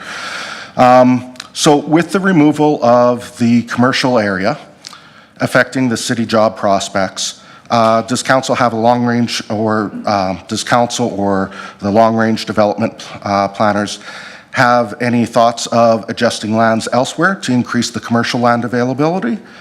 I know that it's been mentioned about the accommodating projected employment within the NDP, but no, there's numbers that are sort of hinted to, but there's no specifics as to what is the actual planned employment for the city of Beaumont.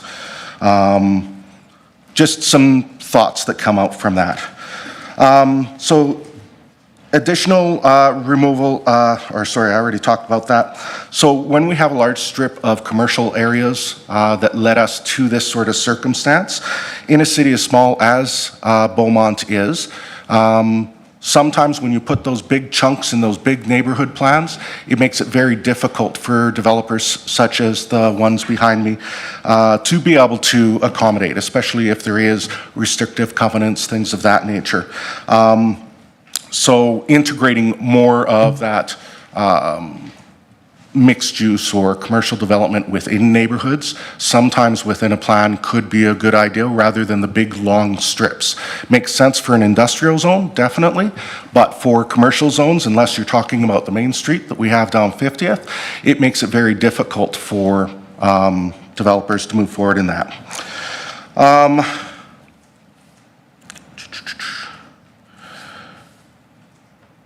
I know another reason why I'm bringing these notes to bear is because, of course, the controversy that has come about through our social media with regards to the apartment complex to the west of this proposed changed area. I know a lot of people were sort of left out in the lurch, a little bit surprised at what comes about, and this is my opportunity to at least voice a concern as to, again, with it being an integrated neighborhood, what is those restrictions in place? Based on the 45 units per hectare, and this being a 1.8 unit hectare area, I calculated that it'd be approximately 63, but I did hear another number that was mentioned during administration's comments. This number here, I would think that for the neighbors in the area, that it would be something that would be considered a good faith density with the surrounding area, as opposed to something that would be higher like a apartment complex if you're doing the townhouses. Those are basically most of my notes on there. Yeah, I know that the zone changes themselves, with it being an outline versus an area structure plan, that's something you can do by resolution. So again, it's just the awareness for the local neighbors in the area. Thank you very much for your time. Thanks, Lauren.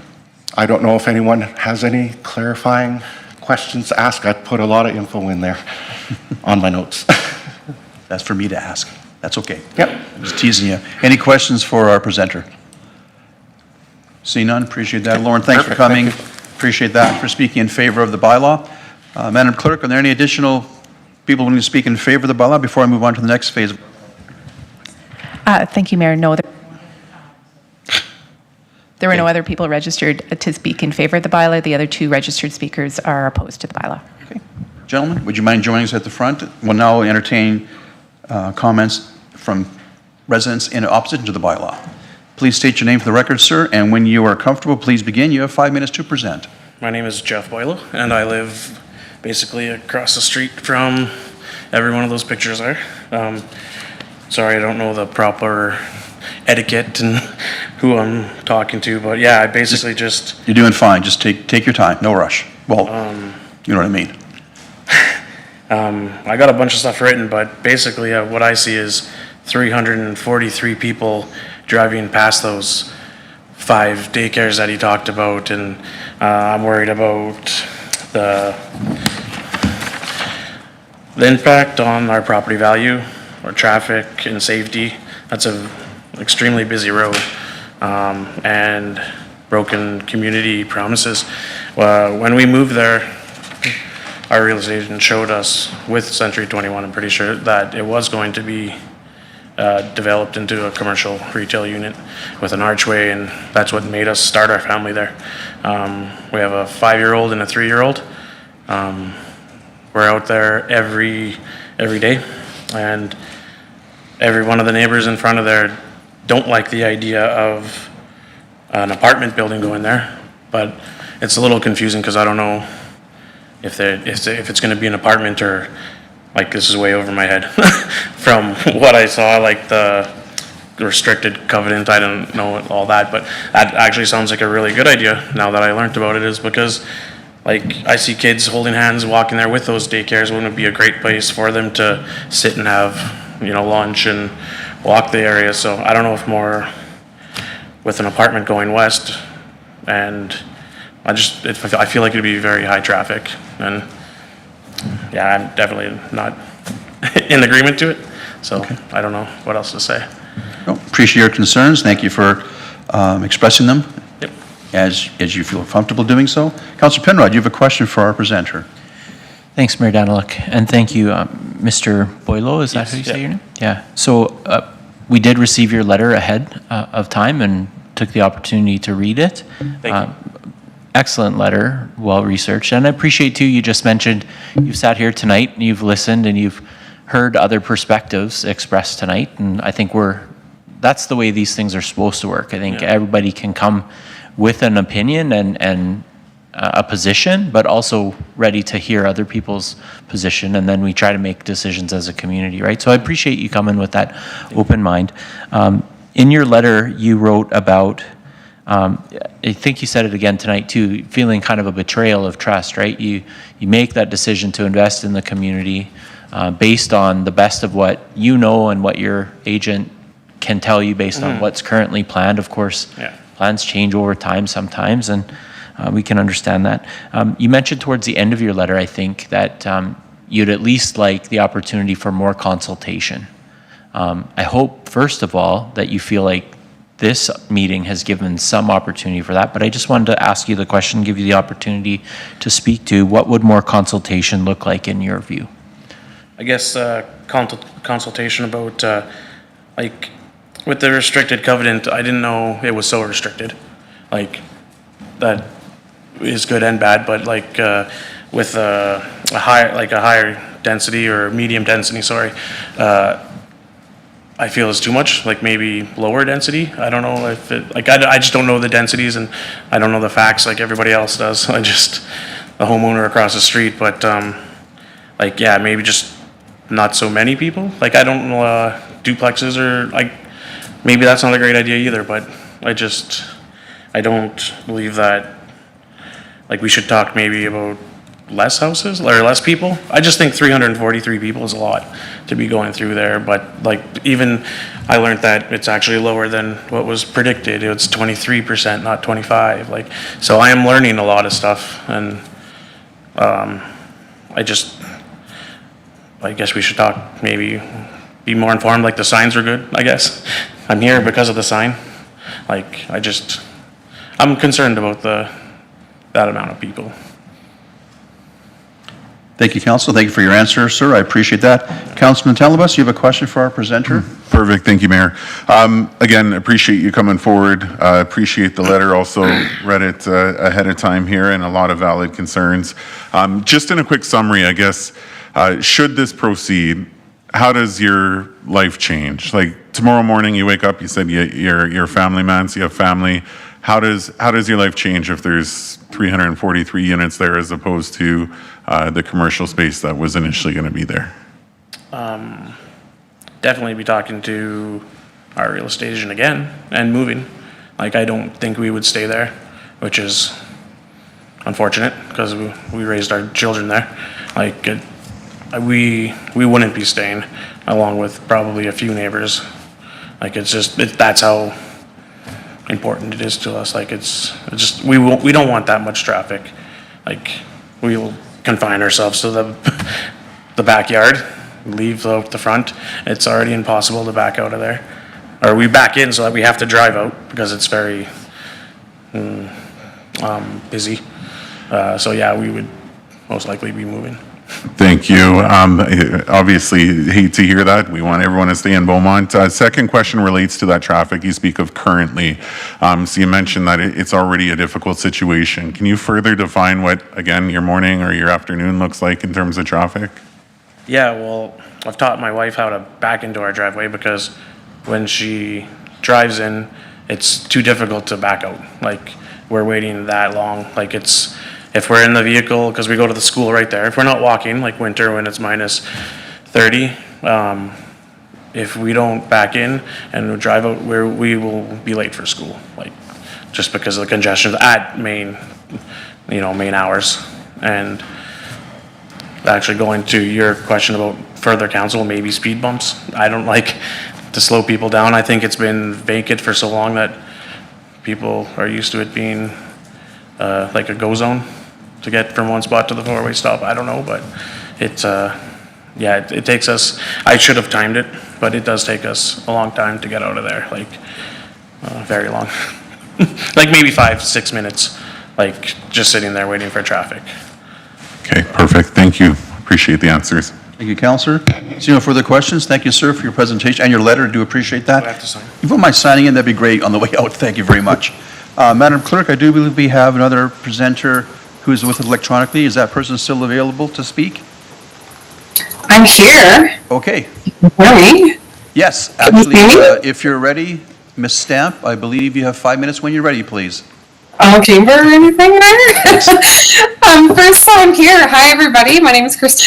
My name is Christy Stamp. I live on Poirier Way. So this area under discussion today is directly out my back window.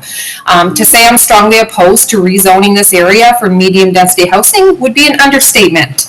Let me begin by asking, what part of the city do the decision makers live in? Do you travel along 30th Avenue, or have you had to sit through the congestion at the four-way stop at 30th Avenue and 60th Street? Let me set some context for you guys. Do you know how many daycare centers there actually are located along 30th Ave? There's 8. Each daycare is full, waitlisted at capacity, ranging from 61 to 158 children, depending on the center. So that's any given weekday, well over 500 children and families commuting, needing to get to their care center. So add to that, the 2 schools. Mother Deauville houses 450 students, Champs Ballet doubles that. 900 students, all within that area. So these institutions, these businesses, they're already struggling with heavy traffic, including parents trying to drop off their children, school buses trying to stay on schedule, and local commuters, we all converge on the same stretch. This 30th Avenue, it is the common main artery. It's become a huge burden. It's relentless, and it continually gets worse. So I've had many conversations, too many conversations, with families who live blocks away that are choosing to bus their children to these schools, not for convenience, but out of necessity. The safety concerns and the time that it takes to navigate peak traffic times, it's driving is unreasonable around here. So perhaps this sounds like a bunch of numbers to some of you, but our family's lived experience occurred 2 weeks ago. My son, who is 5, he walks across the street every day from Seeds and Sprouts Daycare to Champs Ballet School. When I picked him up as usual, I asked how his day was, and his response was, "Mom, we almost got run over today crossing the street. The car was going so fast, and their windows were down, and Michelle had to talk to them." Drivers are getting so frustrated, so impatient along this 30th Avenue, but most importantly, no child should be fearing for their safety going to and from these schools and these daycares. So, putting schools and daycares and businesses aside, this brings me to my next point. So let's not forget, directly across 30th Avenue, on the north side, there is already the proposed rezoning, right across is the already a conditionally approved 57 row houses going in there. So I have reviewed the traffic impact assessment that the developer has submitted. The numbers are shocking. So on 24-hour period, on Tuesday, February 11th, between 8 and 8:59 a.m., 888 vehicles passed through that four-way stop. I repeat, 888 vehicles went through that four-way stop in 1 hour. That's one vehicle every 4 seconds. And that's just the morning rush. Over the entire 24-hour period that they did the traffic impact assessment, there was 7,637 vehicles that passed through that intersection in 24 hours. As a parent with 2 children in daycare and school along 30th Avenue, my greatest fear is this. What happens in an emergency? If there is a fire or a safety incident at my child's school or daycare, how on earth will first responders get through that congestion in a timely manner? And finally, let's just not beat around the bush and talk about the bigger picture. What exactly is the vision for the south end of Beaumont? Because right now it feels a little bit chaotic. We're seeing storage units over here, towering apartment buildings dropped in business lots. We have commercial, grocery store, auto shops, and now we want to slam in more medium density housing? It's just disjointed, it's unattractive, and overarchingly it's becoming so unsafe. We just need thoughtful planning. We need leadership that prioritizes responsible urban development that addresses this congestion, protects our children and our family, and preserves the character of our community. So the decisions in this area that I live, it's already created chaos. It's diminished the appeal that once drew families here, like mine 8 years ago. Please do not approve this rezoning. Medium density is short-sighted. It carries far more risks than rewards, and I really urge you to consider these real-life concerns before making these decisions. Thank you for your time. I am so passionate about this. Thanks for having me. Thank you, Ms. Stamp. I appreciate that. Any clarifying questions from members of council? Not clarifying questions. Questions for our presenter from members of council. Councilman Telebus, Nathan, you have the floor for a question. Perfect. Thank you, Mayor. First off, Ms. Stamp, appreciate the passion, but even more appreciate the research that you've done coming forward with numbers. And I'm a numbers guy. Quick question in terms of when you initially moved to Beaumont. What were your thoughts on that neighborhood versus if this were to go ahead, your thoughts now? Yeah, obviously when we moved here, same as what Jeff spoke to actually. Hi, Jeff. I didn't know you were going to be there, but hi. We were under the impression that it was all going to be commercial. We were excited for it, and we were excited for the proximity and being able to walk and enjoy the amenities that commercial would bring there. Perfect, and I'll ask the exact same question. Should this proceed, how does this change your day-to-day activities and basically your life in Beaumont? It's awful. It is awful.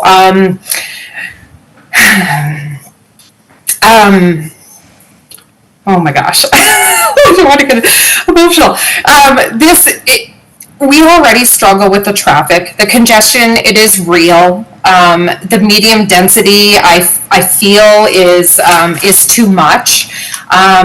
If I could speak to some of the comments, I feel like the less of the transportation impact in my research is largely false. To say that these are great places for people to age in place, I disagree. You don't have townhouses, you don't have multi-level floors, you don't have stairs for people to age in place. Like Jeff has said, I would support low density. I think that would make sense.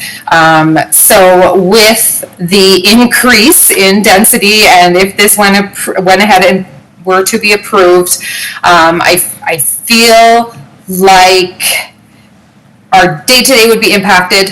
We would not be enjoying the outdoors. The safety of our children is definitely impacted. Our walk to and from school, our drive to and from school, all around. It's not good. It's not good. Thank you, Ms. Stamp. I appreciate your answers. Thank you, Councillor. Thank you, Ms. Stamp. Seeing no further questions from members of council, thank you for your presentation this evening and taking the time out to join us. Thank you very much. Thank you. I believe, Madam Clerk, that concludes any other members of residents who want to speak against the motion, against the bylaw. Sorry. We have no other registered speakers. Thank you. Any members of the public in attendance who wish to themselves affected by the bylaw? Nobody else in public is here who wants to speak, so thank you. Madam Clerk, that does, I believe, conclude our public hearing on this bylaw. We're going to now take a 10-minute break, and we'll come back and we'll be live.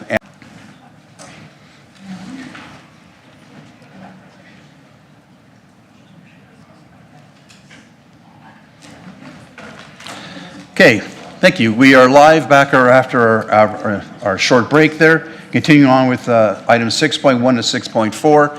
At this point, I'll entertain a motion from Councillor Van Newkirk. Stephen, you have the floor. Yeah, thank you, Mayor. I'll just wait a moment while administration puts this motion up. I'll move the council move into closed session at 8:07 pursuant to the Freedom of Information and Protection of Privacy Act, Section 24. Thank you. Thank you, Council. Councillor, discussion on the motion. Would you please initiate the voting process?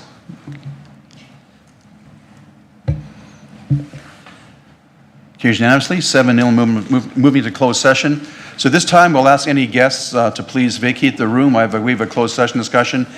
When we come to closed session, do we put both motions together or just do one separately? Separately? That's in the report? That's what I thought. Thank you. On 6.1, yes. They are together. They are together. Yeah. Okay. Thank you. Thank you. We're back live after our closed session, and with that, we are continuing with our agenda on item 6.1. Public hearing has concluded prior to our break, and we're now continuing with item 6.1. Councilor McGough-Swain, you have the floor if you wish to make a motion from the report, please. Yeah, we could pull up the motion. So I will move that the removal of the municipal reserve designation from the lands legally described as Lot 14 MR Block 5 Plan 1920707 be approved, and that the Registrar of the Northern Alberta Land Titles Office be notified by a designated officer that the requirements of the Municipal Government Act RSA 2000 CM26 have been met, and that the removal of the municipal reserve designation from the lands described. Hey guys, please.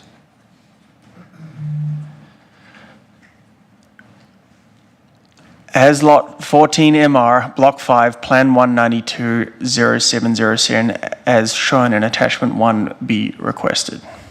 Thank you, Councillor. Do you wish to speak to the motion at this time? Please proceed. Yeah, I guess my first comment is if I realize how long that was, I probably wouldn't have made the motion to get all that, but I'm glad we're here. So what I just want to say on this one is a lot of good discussion tonight about some important topics. This first one is not that. So I just want to clarify why I'm supportive of this. Currently, so the MR I think is confusing people, just the designation of it. So currently this land is zoned as commercial, and down the road, potentially in future votes, it could be shifted to IN. All we're talking about here is just taking MR off. So for me, in a strip of land that really restricts us, MR, we've heard from Mr. Wong about the 4 things that are required under MR. So all this is doing is just providing us with more flexibility. So nothing to do with whether it should be commercial or whether it should be residential. This is just purely taking MR off, which is why I am in supportive, and I encourage you all to vote in favor of this. Thank you, Councillor, for those comments. I appreciate that, and I agree with you based on my understanding of what's in front of us this evening at this point. Councillor Penrod, you have the floor, Phil. Thanks, Mayor Daniluk. I'll keep my comments brief. Really thankful for the public hearings tonight and for the thorough reports given. Lots of additional pieces came clearer for me. That might be hard to believe for folks that were watching the public meeting, but the one word that stood out for me was surplus, and that connected back to a reading that we did in our packages. It wasn't just said today, but it was sort of distilled today, that this is MR that we don't need. And in fact, if I understood it correctly, what came even clearer is that this being designated MR may be actually tying us up to having additional MR in the community. So please, administration, correct me if I'm wrong on that, but that's what I thought I understood. I'm a big believer in following our high-level plans to the best of our abilities. Our Parks and Rec Master Plan says this is the poster child for MR that we should dispose of at the first opportunity. It's expensive to try to connect. We have a priority in our community to make sure that all our MR, all our parkland is connected by trails. And when stuff is isolated and not terribly useful as parkland or recreation space, it's sort of expense that is less useful than it's dollars that could be spent better and more effectively in other parts of the community. So that's why I'd be supportive of this. Thank you, Councillor. And the members of council willing to speak at this time. Councillor Natalibus. Nathan, you have the floor. Perfect. Thank you, Mayor. Just looking for a little clarity. We had talked about slide 10 when we were reviewing the maps, and we talked about how the MR was shifted from the top section to the bottom section, more southern section towards the path. Just looking for a little clarity as to why that swap happened.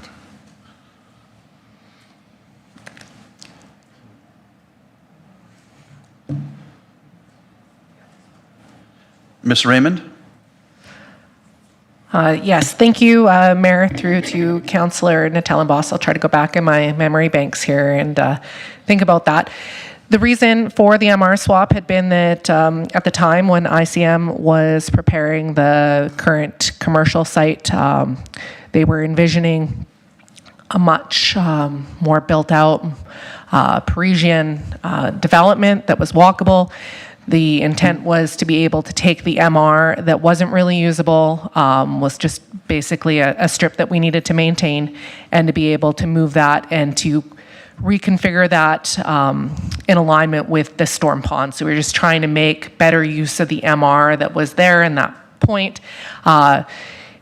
It also wasn't an area that was the grading and whatnot didn't work as well, so it was deemed to be a favorable transaction at that time, I believe. So I'm not sure if anybody else has anything that they want to add, but that was the reasoning, I believe, back then.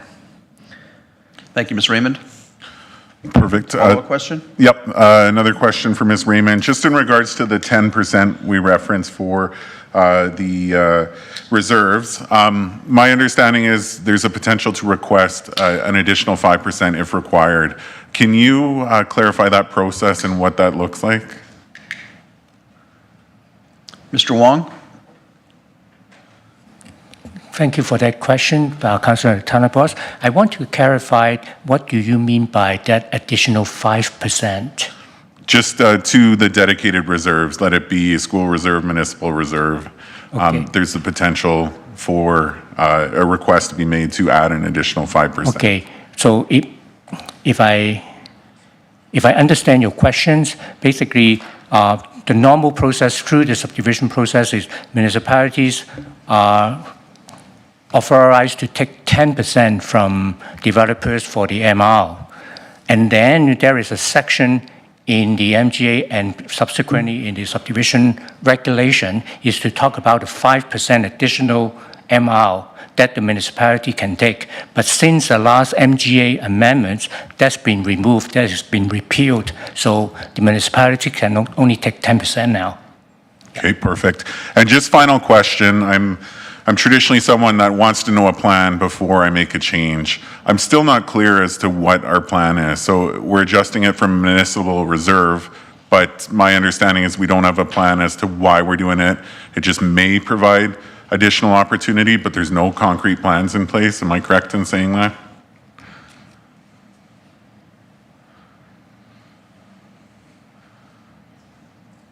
Ms. Raymond. Thank you. Through the mayor to Councillor Natellenbos, we are currently actively looking at the land disposal for that to be able to sell that piece. But that is something that we're only talking about right now. We're going to talk about that further with council as part of a different item. So today, right now, we're just talking about trying to maximize our opportunity, being more flexible. If council chooses that they don't ever, like, they want to hold on to this land holding, we can still continue to do all the things we're doing. We'll just have more opportunity. That's what we're just trying to maximize for the city. Perfect. So until there is a formal plan in place, are we able to push this off until there's a proposal in place so that we know exactly what we're doing? I just feel like we're altering the classification of this land, but we don't necessarily have a formal plan in place at this time. Can I make a point of order? Sorry. I'm trying to be patient here. Point of order, Sam. So this is a very simple motion. If you don't support it, just vote against it. Like, we're asking questions that are outside of this motion. Your questions are relevant as we move further down. If you don't want to move the MR, just vote against it. But to ask administration what the plans are on something else, we've got multiple motions coming on that. So, Councillor Monkoff-Swain, I don't agree with you. Why are we changing something when we don't have a plan? vote against it then. But Well, to and I ask will be, questions but down the road I is don't just appreciate completely you telling me how I should vote and the reasons behind it. You're asking Okay, questions okay. that are not relevant to this motion. 100% it's relevant. What's the plan? Okay, the plan. You would be heard to- the plan. Oh, The plan was to create more flexibility. Simple as that. But there's no concrete plan. Ms. Raymond, you want to jump in on that point, please? Sorry, I just want to clarify about the plan. We can't negotiate sale of municipal reserve land. So in order to be able to negotiate the sale of that land, we need to remove the designation. And that will lead to a plan, essentially. Thank you. Appreciate the point of order. Councillor, we'll move on to the next speaker. Councilman Newkirk, you have the floor. Yeah, thank you. As I prepared for this meeting tonight, I expected we were going to be here till about 9 o'clock on this first one, so we're actually a little quicker than I thought. For me, it took a little bit to wrap my head around this, but I've pieced it all together. Currently the land is zoned commercial. If the motion passes, we're going to take the MR designation off the land title, which gives us more options, to Councillor Monkoff-Swain's point. Piece that hit home for me is the fact that the MR is currently misplaced. It's on the south side of this, and the area, 0.75, takes away from the 10% of land that, we're allocated as a municipality in the larger development. So I think that 0.76 probably is better somewhere else. Also, if this were to stay MR and be turned into a park, because that's what we'd have to do, we'd be constructing this from scratch, starting at Clay Earthworks and working up from there, which is going to turn into a pretty expensive 3/4 of an acre park located in an awkward spot, and then we got to maintain it. And then the hammer that I was going to come with, that we just heard from administration, is that you can't negotiate sale of MR. So it took me a while to get there, but that's why I'll support this motion. Thank you. Thank you, Councillor. Well said. I appreciate that. Councillor McCook, Kat, you have the floor. Thank you, Mayor. I don't think there's much more for myself to say. I think my fellow councillors have kind of covered it. I think the biggest opportunity here as well is to really bulk that that space with a larger space where we could make better use of it. I think something that a lot of people don't realize is that we do only get the 10% MR in areas, and so in order for us to make the best use of that MR, it's best that we do that. And this kind of almost butts right up against the highway as well, so it is truly an awkward space. And Councillor Van Newkirk made a lot of the other points, so I won't repeat them. Thank you, Mayor. Thank you, Councillor. Seeing no further members of council willing to speak at this time, Councillor Mulcahy-Swain, you made the motion. You have the opportunity for a last comment if you choose to make it before I call for the vote. Yeah, your mic's on. Thanks, I have nothing further. Thank you, Councillor. All right. With that, motion's on the floor. Would you please initiate the voting process for the motion that's been made?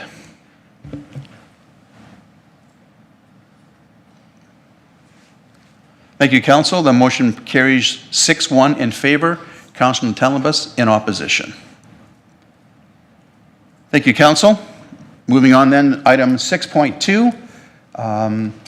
We've already had the public hearing for bylaw 1048-24, Municipal Development Plan, plus Charlotte Russe Amendment. Second reading. Would you please put the motion on the screen? I'll make the motion. Thank you. I'll move that bylaw. Thank you. I'll move that bylaw 1048-24, Municipal Development Plan plus Charlotte Russe Amendment be given second reading. Any discussion on the motion from members of council? I have no comments at this time, as I made the motion. Seeing no comments from any members of council, please initiate the voting process for second reading, please.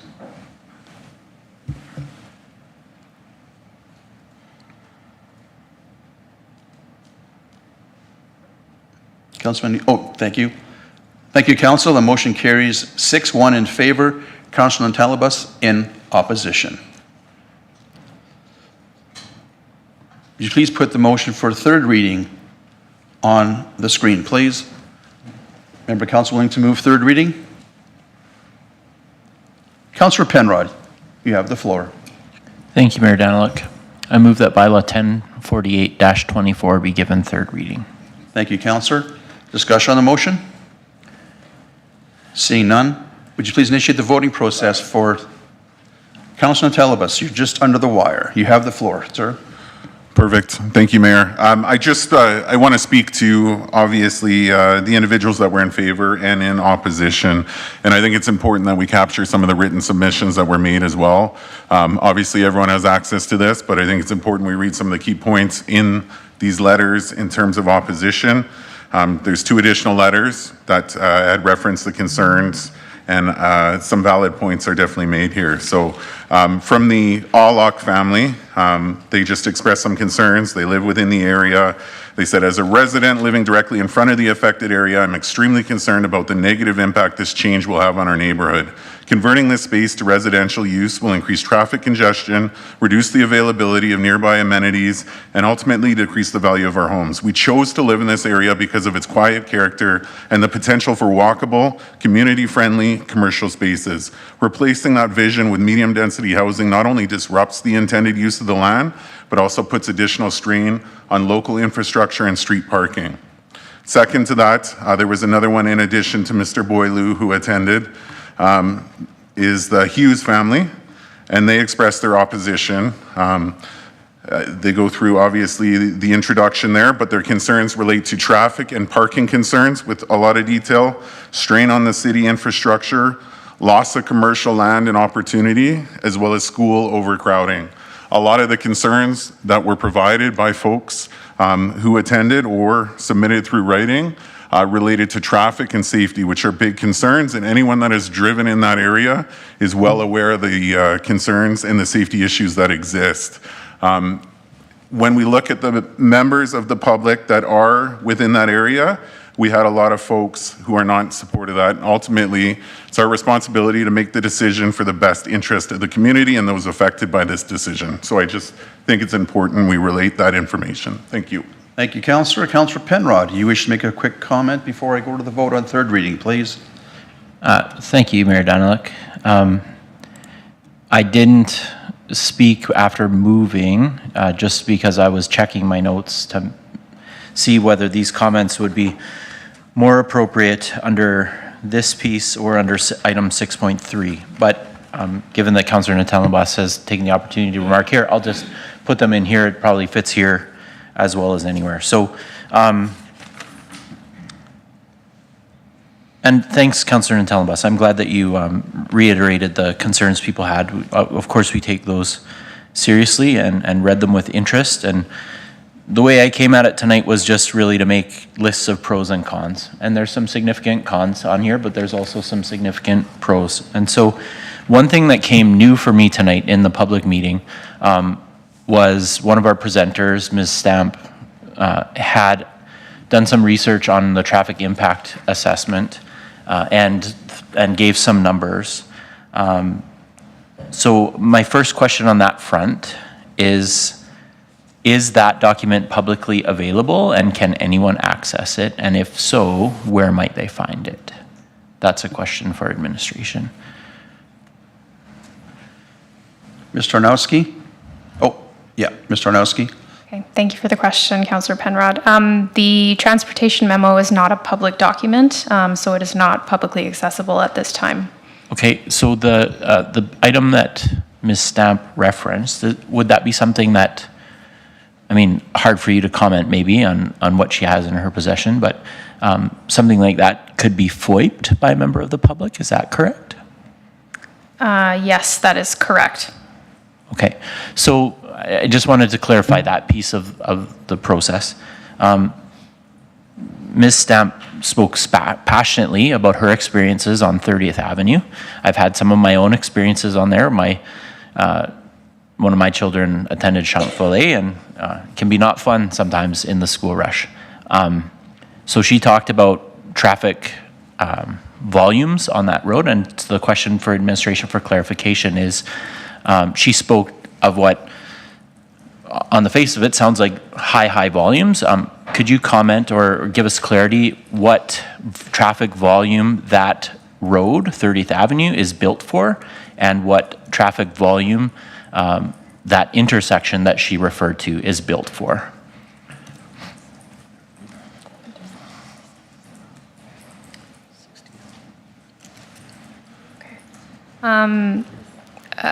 Through the mayor to Councillor Penrod, so 30th Avenue is part of Beaumont's outer ring road system. So it was designed and constructed as a major collector road. According to our general design standards, those are designed to handle up to 10,000 vehicles per day. Currently, through a recent transportation impact analysis that was completed for the area, traffic counts indicated that there were around 5,000 vehicles a day that were using that roadway. Yeah, sorry. And so the last part of the question was just around, and this is me not knowing, so, but is there a difference between what you just said and the actual intersection that she referenced? Do we measure those volumes differently, intersection versus just the road where cars are moving along? Intersections are designed to address a certain level of service. And so again, that was assessed at the same time that the traffic impact assessment was done. The municipality is supposed to meet a certain level of service. They're rated from A to F. Typically acceptable within urban context is a level D. This intersection was found to be performing at a level B, which is a 10 to 15 second wait at a stop controlled intersection for vehicles. So again, that's the data that we're working with. Yeah. Thank you. I think that's all helpful. It's just sometimes important when we hear a big number to put that number into context, and I think you've done that well tonight. None of that is to minimize people's experience. Our little city is getting busier, and people are waiting longer at lights, and especially when there's people crossing, we can start to worry about safety, right? So that stuff's all true, and that's all stuff that we're working on as a community. But the answers to those problems are not necessarily here in this amending bylaw tonight. That's my final point. Thank you, Mayor. Thank you. Councillor Newkirk, followed by Councillor McGough-Swain. Then we'll get to third reading vote. Steve? Yeah, thank you. These comments, I wasn't sure if they were going to be placed here or in the next piece, so I'm just going to go now, Mayor. And basically, you know, tonight we had public hearings, and I always enter those with an open mind. And there are people and folks and opinions that come forward at public hearings that bring different perspectives, and none of the public hearings are the same. Huge thank you to everyone who puts the time in to come in and share their thoughts with council, because that part's not always easy. So the conversation for me tonight is, you know, should we convert this commercial section to residential? So for me, you know, at a quick glance, it's like, why would you ever do that? Beaumont's screaming for commercial, right? And, you know, that is an easy stance to take. I think that is the easy stance to take when you don't know all of the information and you haven't been able to go through the process that we did here tonight. What rang through for me loud and clear tonight is the effect of this restrictive covenant on the whole southwest portion of Beaumont, and I'd like residents to reflect on the impact that covenant has had on filling up a whole bunch of that commercial space down there. It was ironic to me that administration and the proponent were able to put together a case in Beaumont to say, no, sorry, actually we have enough commercial here, we don't need any more. And the whole reason for that is because of the restrictive covenant in that area. That's where those arguments come from. So for me, you know, at the surface, why on earth would you ever convert commercial to residential in Beaumont? For me, that's the reason why. There's a whole schedule that goes across 10 years of, you know, trying, hoping, crossing fingers, engaging, and investing by the applicant to try and get commercial into that space. If you can't do it in 10 years, what's gonna change, and what kind of businesses can go there? I suppose you could throw it into ChatGPT and say, these businesses aren't allowed, tell me which ones are, and then decide what you're gonna invest in Beaumont, but I don't know that is how people follow their passions. So anyways, that is to say for me tonight, the decision that I'm going to make is I'm going to support the switch from commercial to residential, and that surprises me that I say that. But the whole piece here is we have to look at the facts, we have to look at the argument, we have to look at the flow, and we have to look at that whole section of Beaumont that needs more tenants in it, and it can't get the tenants because of that covenant. Covenant ain't going away. Best use of the land right now, you know, fortunately or unfortunately, depending on what view you have in Beaumont, is going to be the switch to residential. So long, drawn out, sorry, but those are my thoughts. Thank you. Thank you, Councillor. Appreciate that. Councillor McGough-Swain, followed by Councillor Telebas, followed by Councillor Barnhart. Sam, you have the floor. Thank you. I think you heard a bit of confusion here from council, so I'm in that camp as well. What we heard during the public hearing, the presentation, that there are 4 applications we're looking to do, right? The MR one, we took care of that. And now we've got redistricting, outline plan, and municipal development plan. And so I think there is just some confusion around which bylaw this is addressing. Could you just confirm that, is this the outline? Because I got a lot of questions based on, you know, feedback that's come in and all that sort of stuff. I don't want to ask them here because I was assuming that I was going to bring them up in the next round. Could you just clarify 1048-24, what that specifically speaks to here? Ms. Tarnowski, if you could give us a shot there, that'd be great. All right, thank you. 1048-24 concerns the municipal development plan. We need to amend our plans from the highest level down to the most site specific. So that's why we're starting at the city level municipal development plan. So a vote in favor of this still gives you an opportunity in the next bylaw that's coming up in 6.3, you know, 1049, I think it is, to talk through the actual switch for the actual redistricting itself. Yes, so this one will go first, then there will be the vote on the outline plan, and then finally the redistricting. Yeah.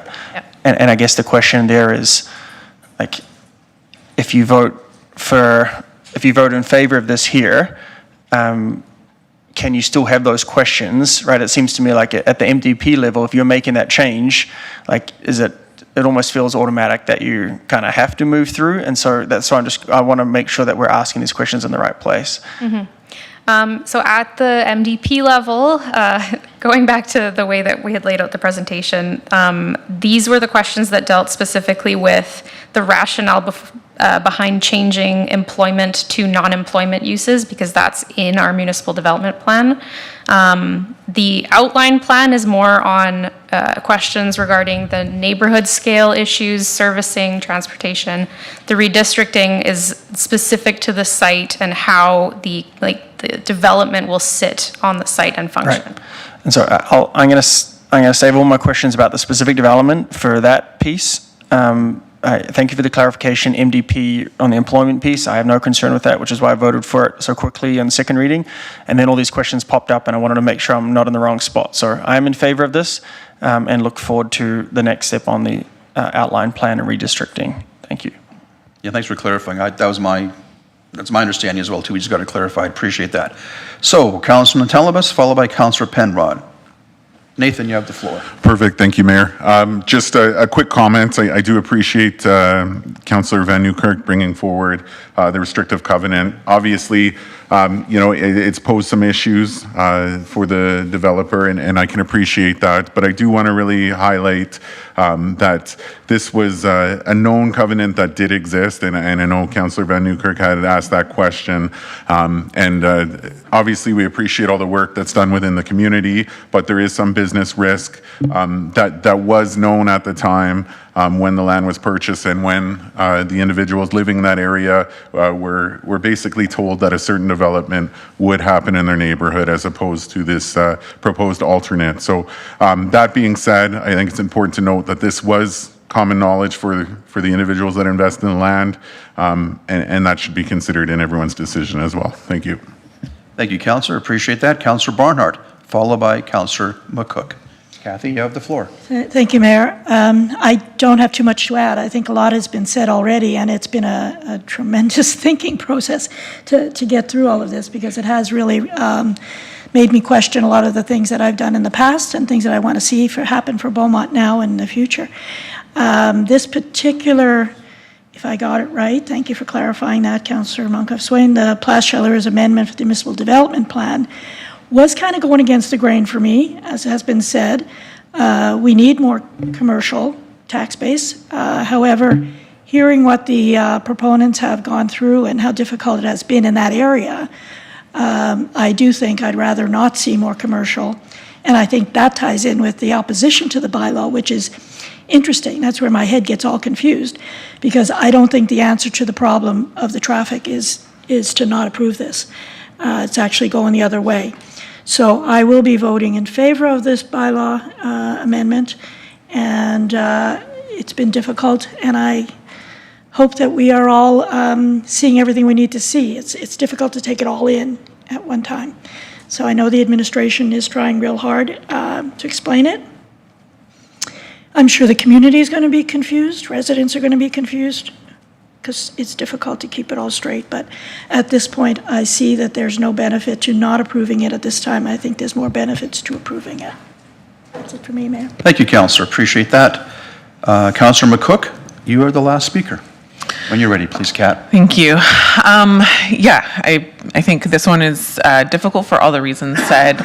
I've long advocated for balanced, thoughtful growth wherever we can manage it that doesn't come at the expense of services or livability or long-term sustainability as well. And I think part of that piece is having this land sit empty for however many more years is part of that sustainability piece. It doesn't benefit the city to have that sit empty. And as far as the traffic impact assessment, I think the difficult part of that is that TIAs don't always take into the account your actual lived experiences of driving on the roads versus the traffic volumes and what that can handle. So I think, to Councillor Barnhart's point, we have to look at what that intersection and what that kind of stuff looks like, but does that mean that we halt everything in the process? The other difficult part is if we vote against this and the lot remains empty for months, perhaps years, and perhaps eventually commercial gets built, the TIA does demonstrate that this will result in additional traffic than what the proposed per hectare would be that would go in there. So while these amendments do represent a shift in how a neighborhood functions, I think we have to consider, you know, to Councillor Penrod's points, the pros and cons of it. The restricted covenant does make it very difficult, and while it was known, you know, when investments are made, markets, economies, opportunities, all sorts of things change, and that impacts how things often play out, especially when we talk about land use and planning.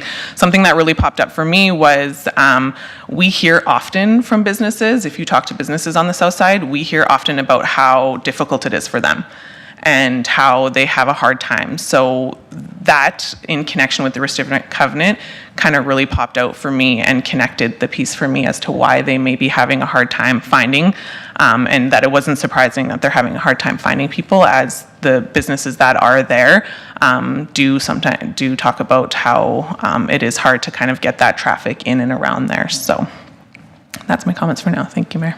Thank you, Councillor. Councillor Newkirk, last comment before I go to the vote on third reading, please. Yeah, you bet. One final comment on the restrictive covenant piece. Just doesn't matter who owns this piece of land moving forward, the restrictive covenant exists. Like that's the fact.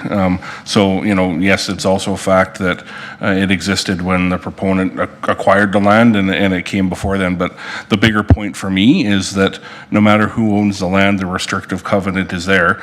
You know, the 10-year barrier becomes a 15-year barrier or a 20-year barrier to investment, and the switch to residential is the way to unlock development on this plot of land and complete the community. So just needed to round out my thoughts on that. Thank you.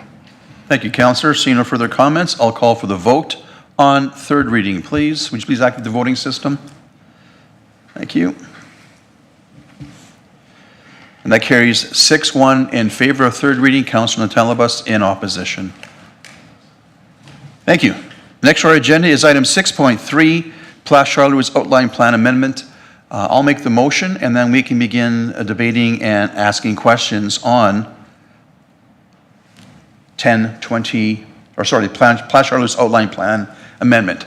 I'll move that the Place Charleroux Outline Plan Amendment, as set out in Attachment 1 of the June 10th, 2025 report, proposed Place Charleroux Outline Plan, be approved. With that, I'll take question members of council, or we can start debating this motion. Councillor McGough-Swain, you have the floor first. Yeah, thank you. Waited until after the public hearing to ask these questions. We did hear some really good feedback in that public hearing about the concerns about traffic, backing out of the driveway, and the volume getting kids to school and all that sort of stuff. I do live on the other side of town, but do go that way every so often and realize that.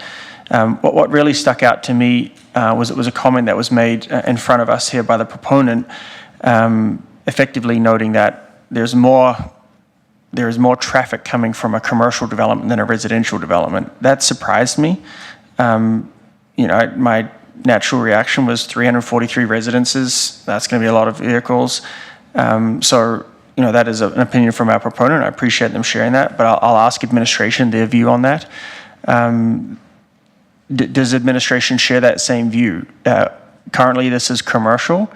If this got developed out as commercial, would you anticipate that there would be more traffic on the road than if it moved to a residential, like was shared in front of us by the presenter?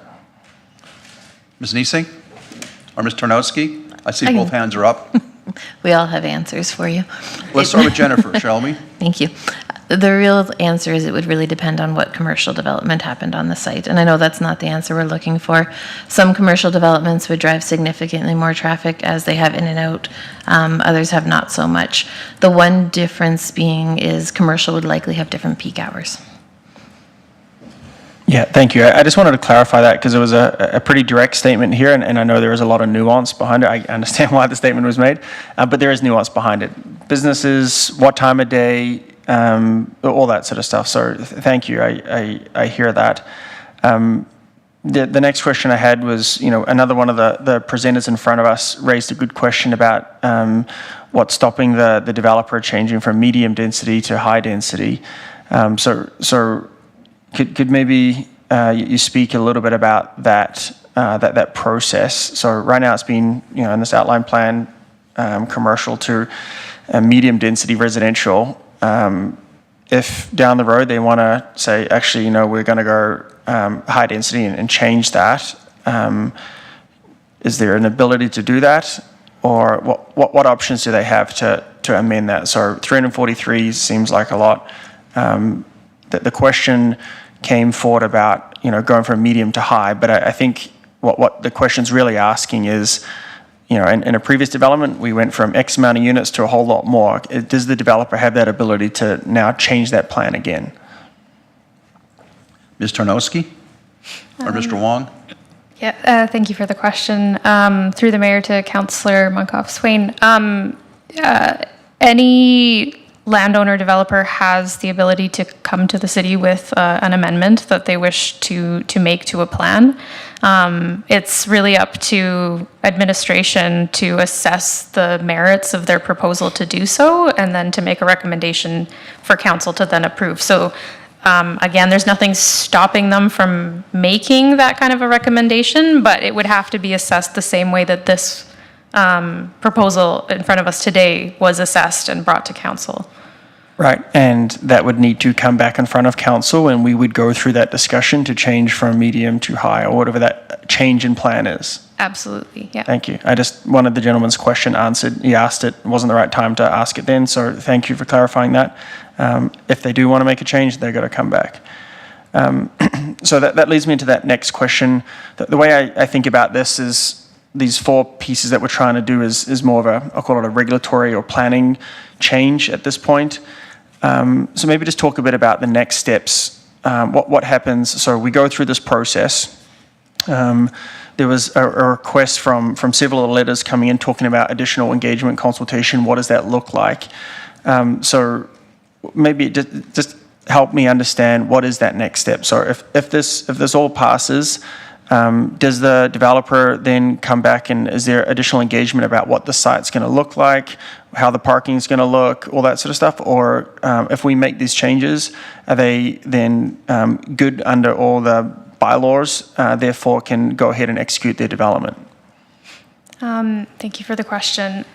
So if the MDP, OP, redistricting are approved, those are kind of the primary opportunities for engagement to occur on any sort of a land use application.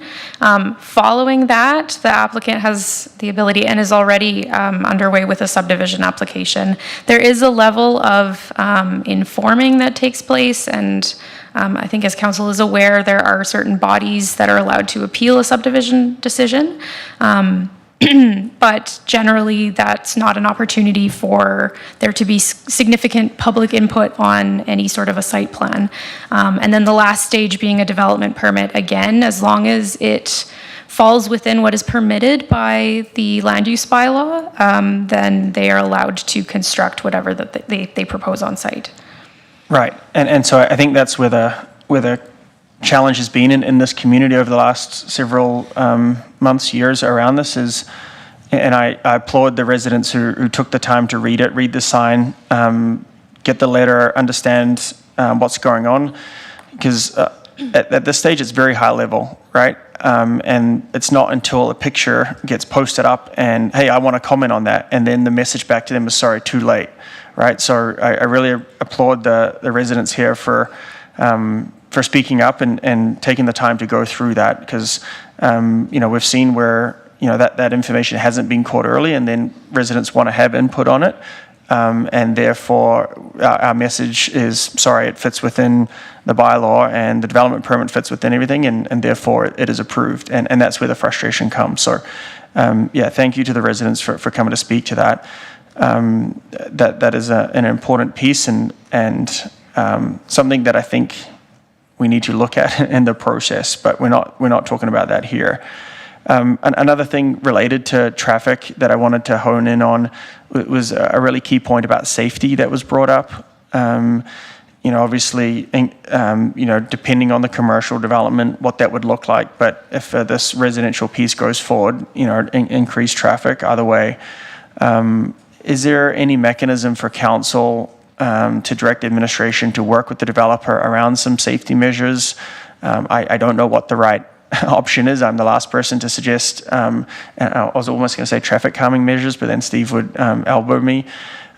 Is there a way to work with them on, clearly, if there's all these kids that are walking up and down there, right? I don't know if it's crosswalks or whatever that looks like. Is there a way for council to direct administration to work with them on making it safer with this additional traffic, or is this you're living on a ring road and that's kind of the option that you have?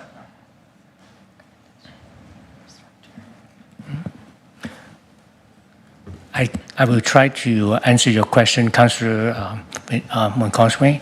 After this process, as Ms. Tarnowski mentioned, there will be subdivisions and later on the development permit. And through those processes, there will be some development agreement between the city and the developer. And in that process, there is also the what we call the civil engineering review.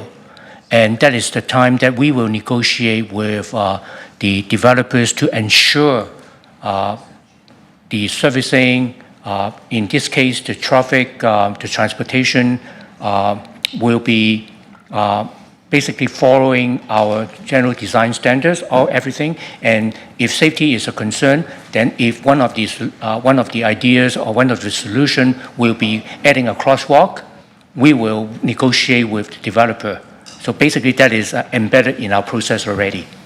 Yeah, and I appreciate that. I think where the challenge comes from residents and certainly from me is we don't see that process. We don't hear that discussion. Residents don't have a chance to weigh into that, right? So, and this is whether it's on the fly or not, but is there a way to have a public discussion or to direct administration to have some engagement about safety on this site, whether the developer is amenable to it or not?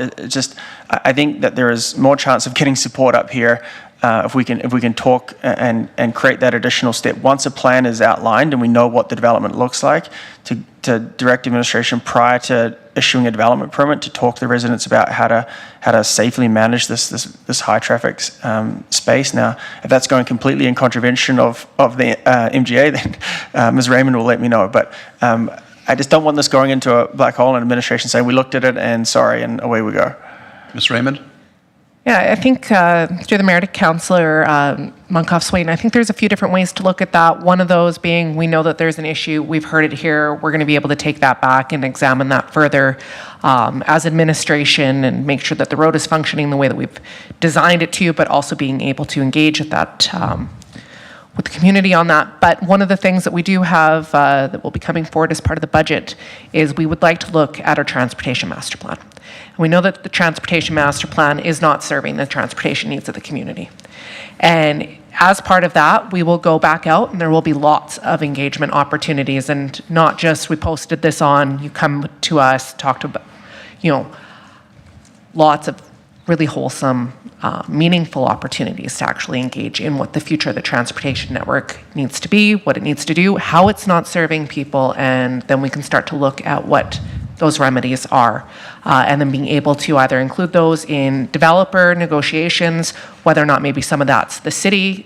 We do know we've got a lot of challenges with traffic down there with the clustering of daycares, which is another proposal that's in front of council to talk about, because we can't add conditions to those daycare uses because they're permitted and they are clustering and they are causing problems. We are aware of that. So we are back in front of council to come and talk about that, so we can be addressing those issues through daycares and the clustering of education uses. So we're looking at different ways. It's not just this one development that's creating that. I think we're going to alleviate some of those traffic challenges through here, but we've got a variety of different things, I guess, also compounding that we are looking at through a variety of ways. So I'm all for that conversation, like sign me up, let's go. But I don't think that helps this particular issue today. And so like I thank you for that additional feedback, but we've got residents here who are worried about safety on that street. And what I heard from you is that you're going to work on that. And so it might feel redundant to you, is that, hey, we're already doing this work, but I'm curious if there is an ability to add some sort of language into this motion, whether it's friendly or however we want to do it. Do I need to make an additional motion that directs administration to review the safety of that site with this additional piece? I see some head nods in the room. I'm not sure if I'm allowed to point them out. I know that the developer is going to be amenable to that conversation. That's all we're asking. I'm not telling you what to put in where. I'm not the expert. But I just want to have that conversation. And I want to make sure that residents can go and share their feedback. Hey, I back out onto this road and it takes me 6 minutes to even get out of my driveway. So is there a way to put that in here so that we can give, well, I can certainly, I'll speak for myself, can have more comfort voting for this, knowing that safety conversation will happen with that developer and provide an opportunity for those residents to participate in that.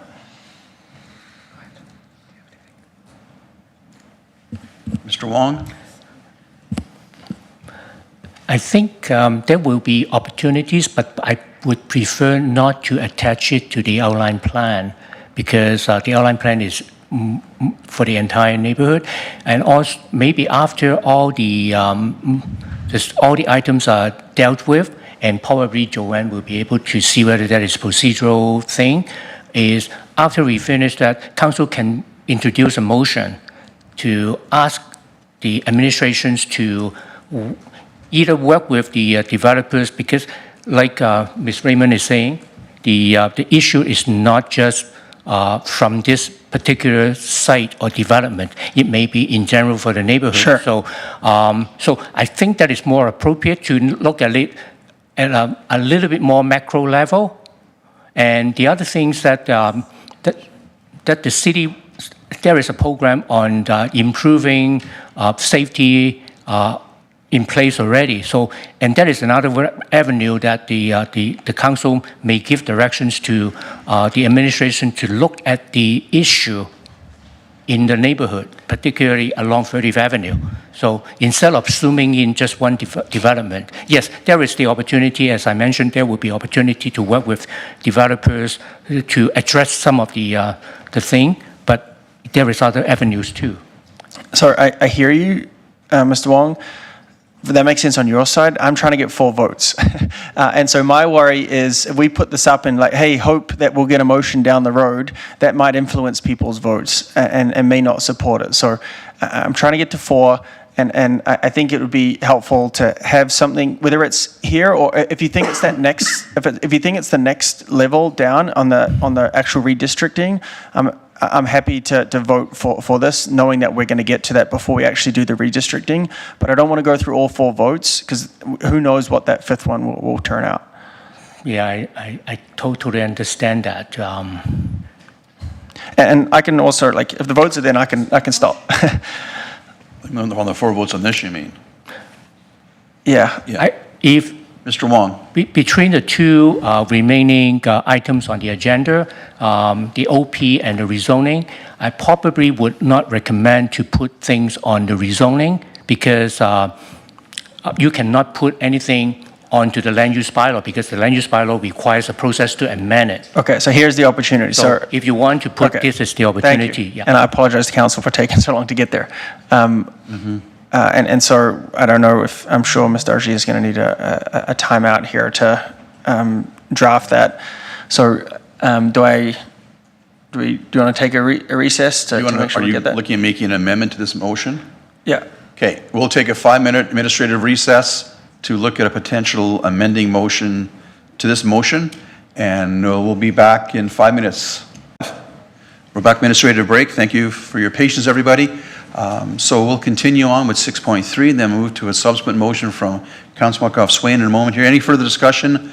Oh, Councilor Penrod, your light is on. Sorry, anything on this one? No, thank you. Appreciate that. Seeing no further discussion, we will now look at voting on the motion on the screen. Would you please initiate the voting process?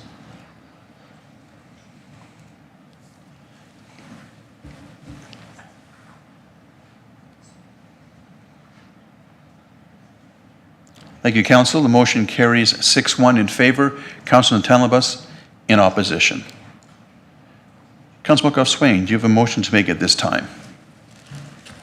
When it's on the screen, please proceed when you're ready.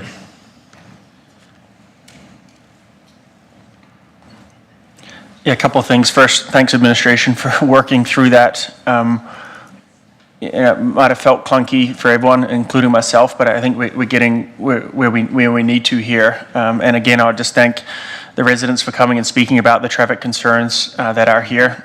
So I'll move the motion that a traffic and pedestrian safety review be conducted, including public engagement of the area of concern, and report back to council for information on any recommended changes prior to the development permit being issued.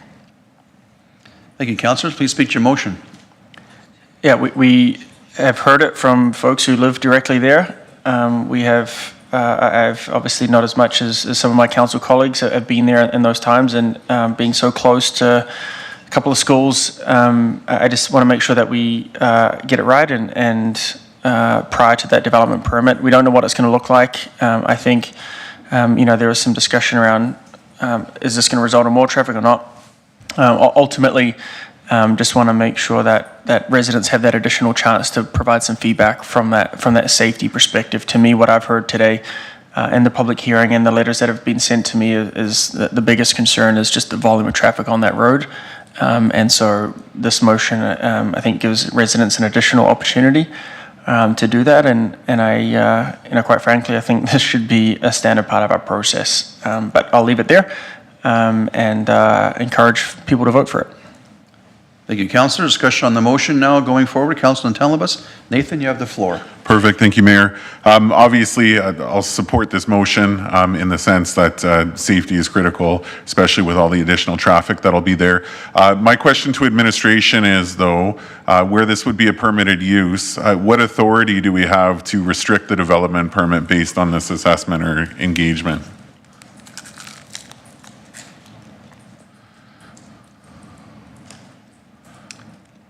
We'll take a second, the appropriate person to reply.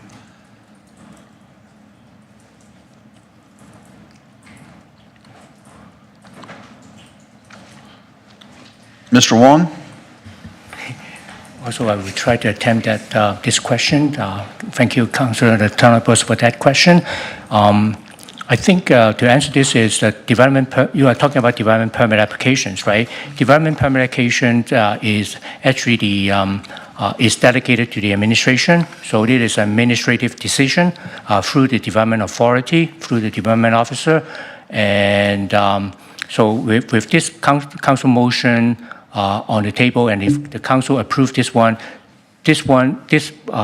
information we gathered from this safety study would be incorporated into the decision of the development permit. Perfect. And I guess just for clarity, I mean, wouldn't this be somewhat of a common practice to do an assessment on the potential traffic impact and pedestrian safety prior to issuing a permit? Or is that not considered when we issue the development permits?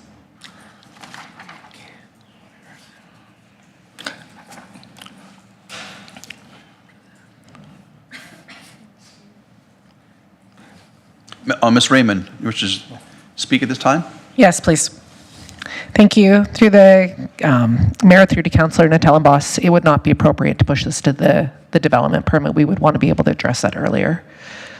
What I'm saying is that as part of that, if it's permitted use, as we remember, we can't ask for additional information beyond what is currently applied for. So we want to make sure that we are addressing those issues prior to that. So we would do this prior to the development permit stage so that we could actually address any issues that were there, but we can't address them through the issuance of that development permit on that permitted use. Okay, perfect. Thank you. And just for clarity then, is this a process that we're already doing? Like, are we duplicating an effort that traditionally we are putting forward in any development permit? As part of this, we would be evaluating the traffic. We did have a traffic memo that was prepared as part of this proposal. It's usually evaluated at the outline plan or at subdivision stage. It might be appropriate if it was a discretionary use or something evaluate the traffic impacts there. So yes, we do it, but not on a permitted use. Okay, perfect. Thank you. Thank you, Councillor. Councillor McGough-Swain, followed by Councillor McCook. Sam? Yeah, I think the key point here is the including public engagement part, right? Like that's ultimately what we're trying to get to. So yes, I know administration does that. They look at it from a safety perspective. I trust you guys all to do that. What I'm asking here is to make sure that we have that public engagement piece. So that's the additional step. And while I'm here, the language in there, I know it's my motion, says the area of concern. I think everyone knows what I'm talking about here. Do we need to clarify that to be specific to that bylaw, or are we good? Madam Clerk? Are you wanting to refer to a specific area in the outline plan itself, the outline plan in general? Where would you like to be specific about this? Yeah, well, I could even just say 30th Ave.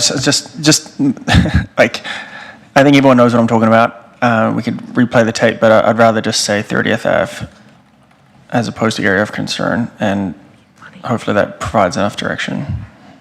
Thank you. I think it's clearer now. Okay. Madam Clerk, any additional comments?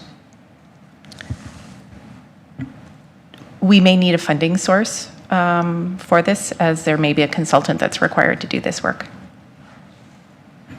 Okay. Councillor McGough-Swain, one last comment. Do you have a recommendation on where that would come from? You're the finance guy. Mr. Bohacek? Sorry about the voice. Through the mayor to the councillor. Ultimately, it would have to be municipal reserve at this point. However, reminding council that our stabilization and contingency reserve is at 0 at the moment, and that any use of the reserve would have an impact on our ability to fund infrastructure, largely renewal infrastructure at this point.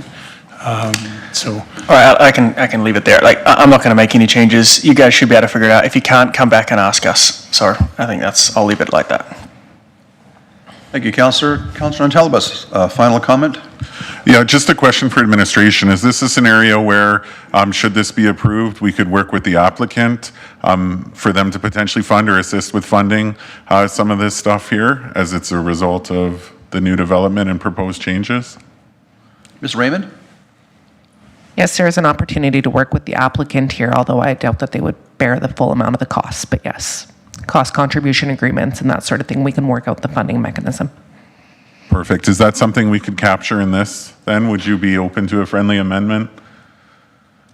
Councillor?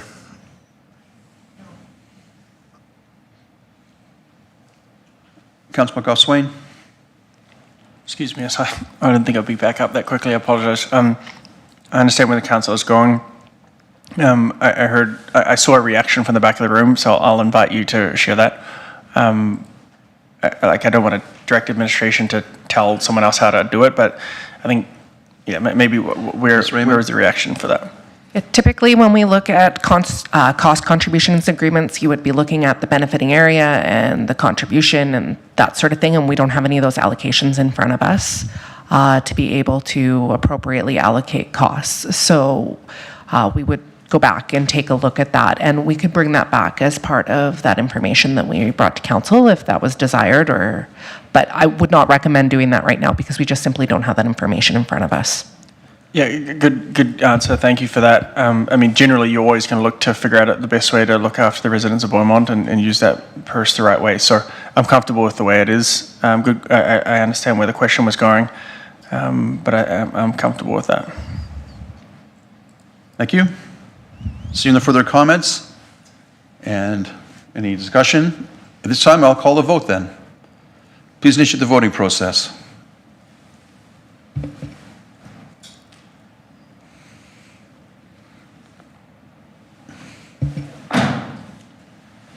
Thank you, Council. The motion carries unanimously, 7-0 in favor of the motion.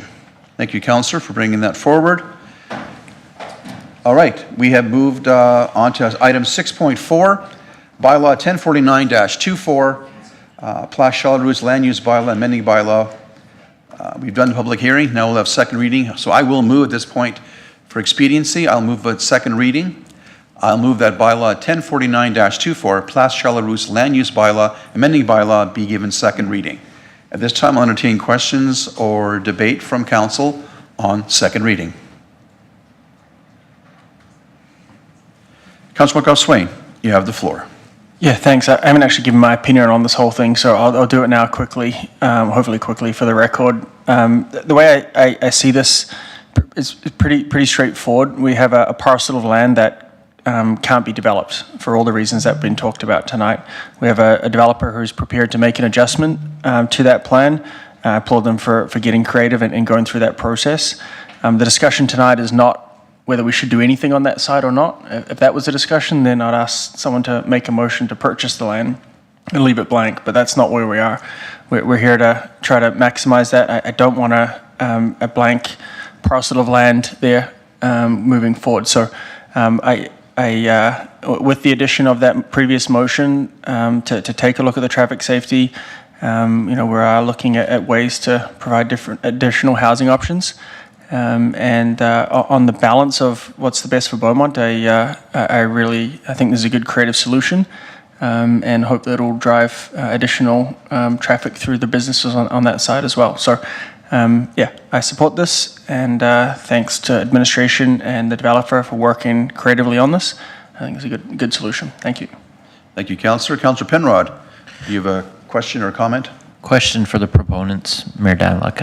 I had a question earlier and that I wanted to ask, didn't feel it was appropriate during the public forum or the public meeting. I just wanted to clarify. Just 1 second, sorry, Councillor. It might be out of order. You want to ask the proponents of a direct question? Yeah. Madam Clerk, are we allowed to do that? I'm not aware that we are. Can you help me clarify the situation? Those questions should have been asked during the public hearing. Okay. That's my understanding. If there's a question of council, they can address it to administration. Councillor Penrod, how you wish to proceed? Yeah, so can I just clarify, administration, you can speak to this, obviously working with the proponents. I just want to be clear because this is being redistricted or rezoned to IN. There's obviously a wide variety of options within IN. One of the things I took away from some of the public feedback that came in tonight was that there was a real sense of loss or frustration at some of the loss of the ability to have more walkable businesses in the neighborhood. Obviously, there's lots of reasons why the original plan didn't go forward, but I just wondered, is this what's being contemplated here a purely residential piece, or is there like a mixed use potential here?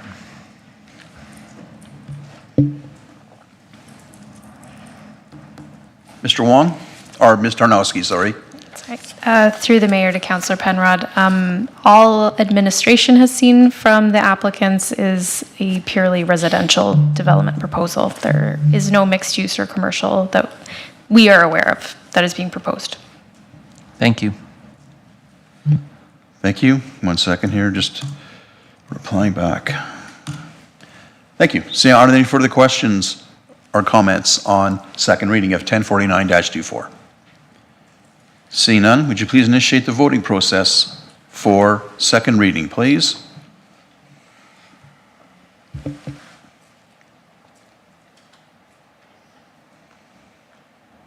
Thank you, Council.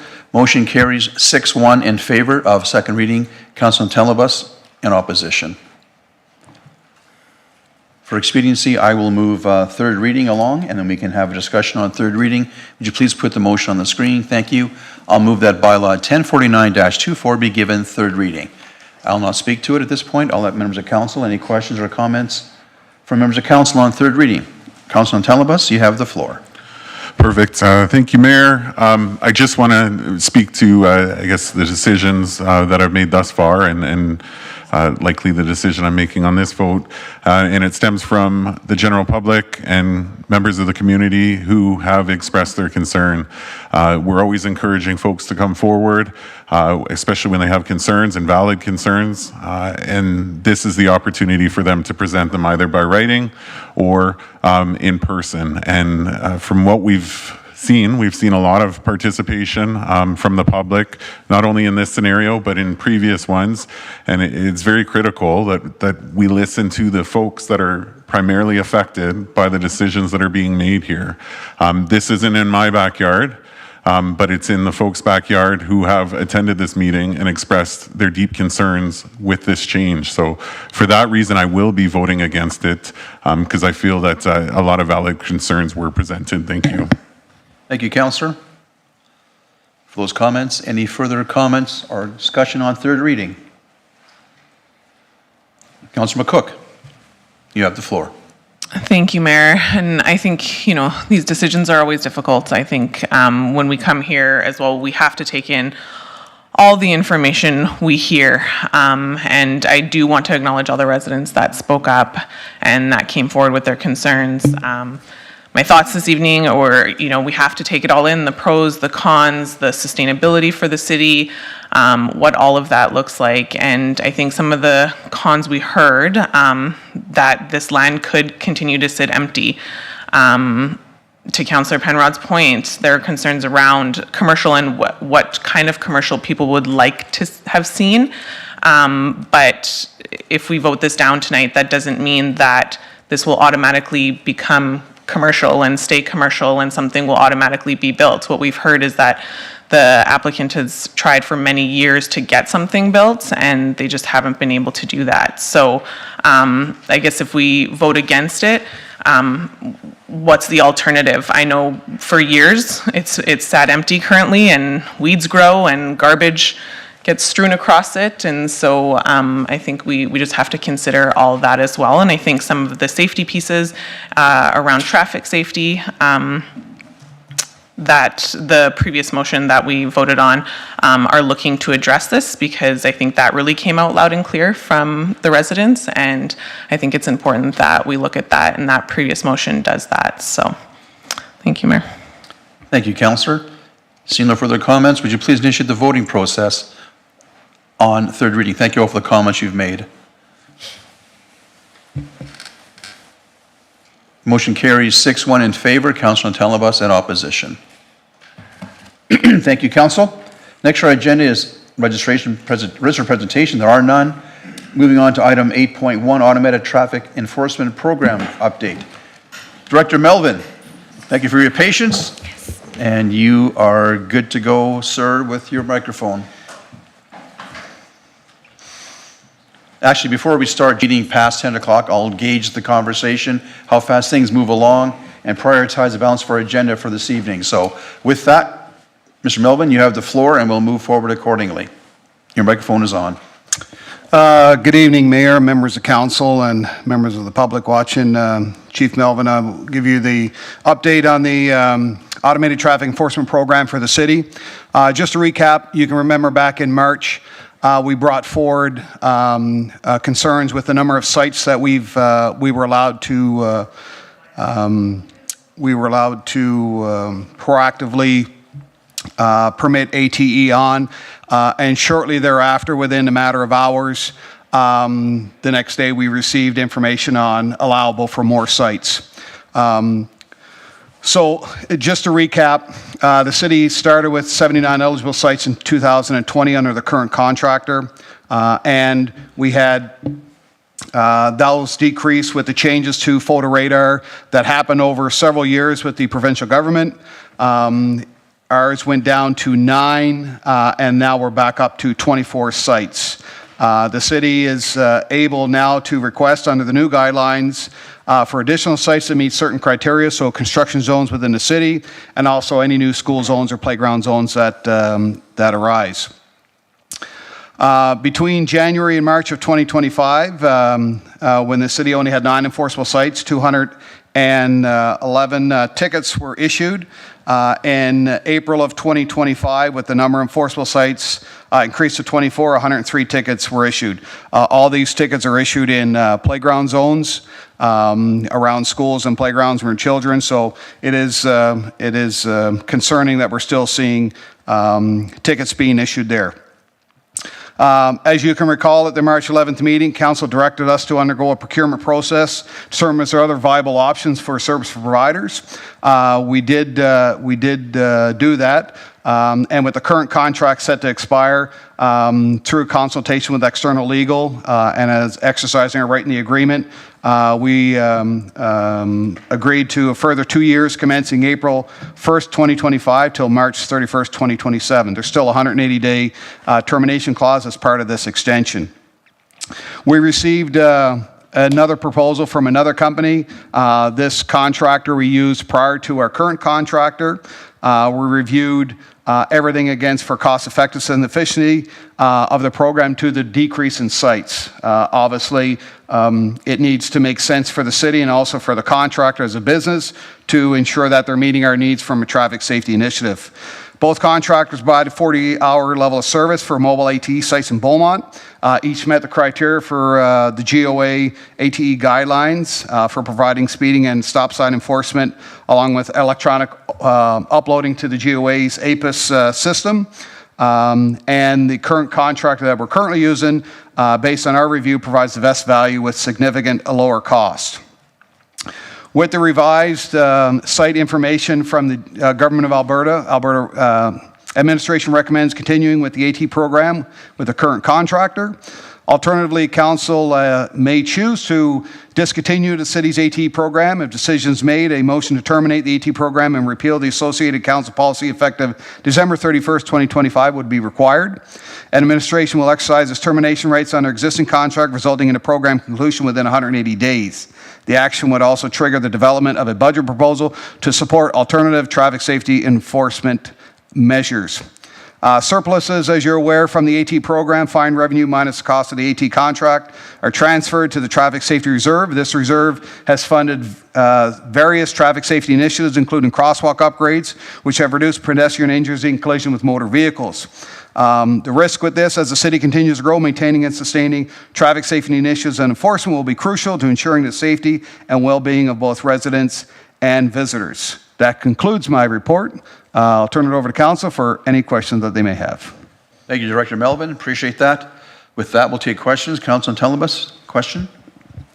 Perfect. Thank you, Mayor. I guess a few quick questions, we'll say, or I'll try and make them quick. For you, Chief Melvin, I just a little clarity on ATE versus kind of the approach you defined when you went through KPIs for officers that are on the road. I know in your discussion when we're looking at citations versus warnings, a big factor in what you deliver for those KPIs is the warnings because you're focused around education. Can you provide me a little bit of insight as to how ATE would provide any education or prevent behavior based on what you've seen? Because my understanding is the approach we take, again, is education versus citation. Through the mayor to Councilman Tellenboss, ATE is one of many traffic safety initiative programs we have for the city. Municipal enforcement, obviously, officer contact to driver or complainant is always the best. We don't have the resources presently within our RCMP members or our municipal enforcement to cover all of the city and try to reach all the concerns. ATE program provides dedicated resources to high-risk areas in the community, which are our young kids that are in the school zones and playground zones, and that's where we focused this piece of it. It doesn't fix, you don't have the connection between the resident and the officer, unfortunately, but it is a tool in the toolbox that we can use to try to curb the behavior along with all the other public safety programs that we try to do when it comes to traffic safety. Perfect. Thank you, Chief. A follow-up question. You had mentioned that there's still an alarming amount of speeders in some of these areas here. Could you speak to the effectiveness of this program based on repeat offenders or folks still failing to obey the speed limit or traffic laws? Through the mayor to Councilor Tellenboss, we are still seeing increased speeds within playground zone and school zones and general speed within the city, not only within these areas that are patrolled by the ATE program, but also our municipal enforcement officers within the city. A lot of our collector routes are routes going in and out of the city. It's a work in progress. It is very challenging to change driver culture for one tool. But when it comes to the ATE program, yes, we're aware that it's very difficult to change the behavior in somebody who is constantly getting photo radar violations in the mail. Hopefully, this is a reminder of not to do that, but you don't have the officer portion of that. The piece also with the ATE, like I said, it's a tool that we have. It's not the be all end all, but with the resources we have in the city and the number of officers we have on the road, AT is a good program for the city. Perfect, thank you. It'll lead into my next two questions, if I may, Mayor. Quickly, please. Thank you. Could administration or yourself, Chief Melvin, please advise of the approximate cost of the third-party ATE service provider or the percentage taken from the revenue that's received from citations?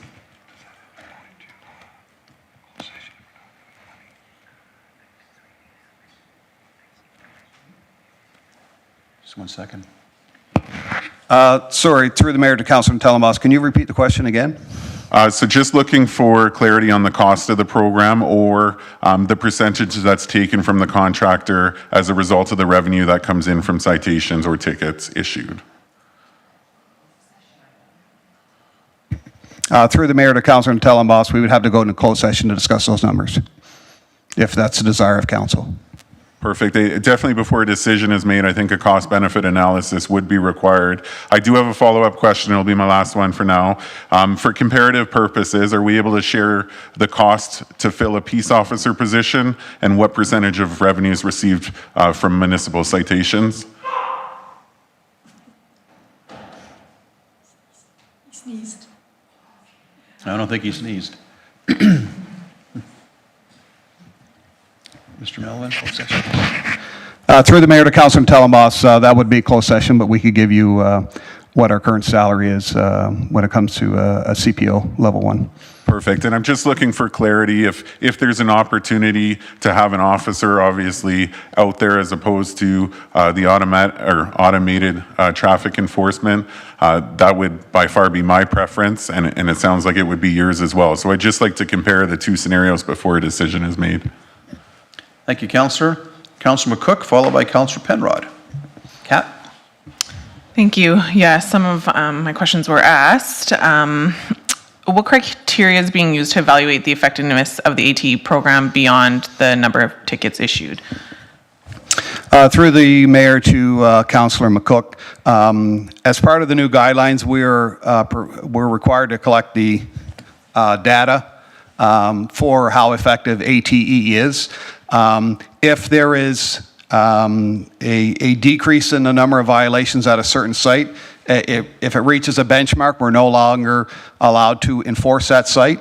But also through our conditional analysis that we do with the RCMP, if we have a site we're seeing an increase, it can be asked to brought into the program depending on what that area is. So there's guidelines there that we have to collect monthly and report back to the GOA every quarter. Perfect, thank you. And I don't know if you can really speak to this, but what are the risks if we do not maintain the ATE program as the city continues to grow, as it is one of our tools? Through the mayor to Councillor McCook, one of the tools, obviously, we're limited on resources as we speak. The officers can only be in certain areas at the same time. We try to get there in the high-risk areas during times of the day, school starting, school drop-off, things like that. But we're limited on the amount of calls that municipal enforcement receives. and doing active patrols is just one task of what a CPO does in their 10-hour shift. Right, thank you. And then this may be similar to Councillor Natellenboss, but do we know approximately what the anticipated budget impact is if the program is discontinued and replaced with alternative measures? Through the mayor to Councillor McCook, we can discuss those finances within closed session if required by council. Thank you. And just to end it, I agree. I think we heard from people at our barbecue about people speeding in the city. I also know that's a top thing I hear from people often. And I can also say when I take my son to the bus, at least a couple times a week, cars fly past the bus pretty regularly, which is frustrating. So we definitely do have a speed and attention problem. But I look forward to hearing more about that. Thank you. Thank you, Councillor. Councillor Penrod, and followed by Councillor Van Newkirk. Thanks, Mayor Daniluk. I was going to move the motion to receive this as information, but I would pause doing that if Councillor Van Newkirk has a question. Councillor Van Newkirk, do you have a question, or are you willing to? We have a question, sorry, Steve? Yeah. Okay, Steve? Yeah, just regarding the big picture of ATE versus, boots on the ground. Obviously, that's, whatever the numbers are, that would be a budget conversation at this point. So we're at where we're at with, with ATE in the community, and we've heard expressed concerns from council around that, and just wondering, is administration able to tip their hand in the upcoming budget? Was administration bringing forward more boots on the ground or a proposal for more boots on the ground, or have you got that far in discussions yet on budget deliberations? Through the mayor to Councillor Van Newkirk, an additional CPO is on the books for 2026 budget ask for municipal enforcement. Okay. Thank you, Councillor. Councillor Penrod, I'll take that motion now if you like. Seeing no further comments, you have the floor, Phil. Thanks, Mayor. I move that the June 10th, 2025 report automatic traffic enforcement program update be received for information. Thank you. Discussion on the motion. Councillor Natellenboss. Perfect, thank you, Mayor. Just looking for clarity, I realize that there's a 180-day notice. Does that apply anytime should we decide to cancel the contract after it continues on? Should we not do that right now? Through the mayor to Councillor Natellenboss, 180-day is a standard clause, but there could be negotiation between the city and the contractor. If both parties agree to dissolve the contract earlier, that could be done. But that'll be in discussion with ourselves, the contractor, and our legal team. Perfect. So just for clarity, because I know it's seeking a renewal, and it's assumed that will happen should we not put in a motion to terminate it. But 100% then we have that opportunity. There's 108 days to cancel if we decided to do it after this 2-year renewal. Through the mayor to Councillor Natellenboss, the contract does not have any more extensions after this 2-year renewal. We will have to go out to market for a new contractor. So this current 2-year extension is the last extension that that's permissible in this contract, and within that, the standard 180-day clause is there at a minimum, but could be negotiated between two parties have agreed by both. Perfect, I appreciate that. I'm considering bringing forward the motion to terminate it. However, I would like to see those numbers, so I will wait for a closed session. Thank you. Thank you, Councillor. Councillor Van Newkirk, do you have a question? Yeah, no, I just wanted to make a comment similar to what Councillor Natellenboss had made, Mayor, is around, I wanted to have a conversation tonight about canceling that contract, but I am intrigued about figuring out a way to look at some of the numbers associated with this, because speed continues to be a problem in the community. So I'm holding off on that motion tonight. Thank you, Councillor. I agree with you. All the comments made, my questions were also answered by previous councillors, so appreciate that. So seeing no further comments, would you please initiate the voting process on the motion for information? It carries unanimously, 7-0 in favor of the report as information. Thank you, Council. Next on our agenda is Bylaw 9.1, Bylaw 1084-25.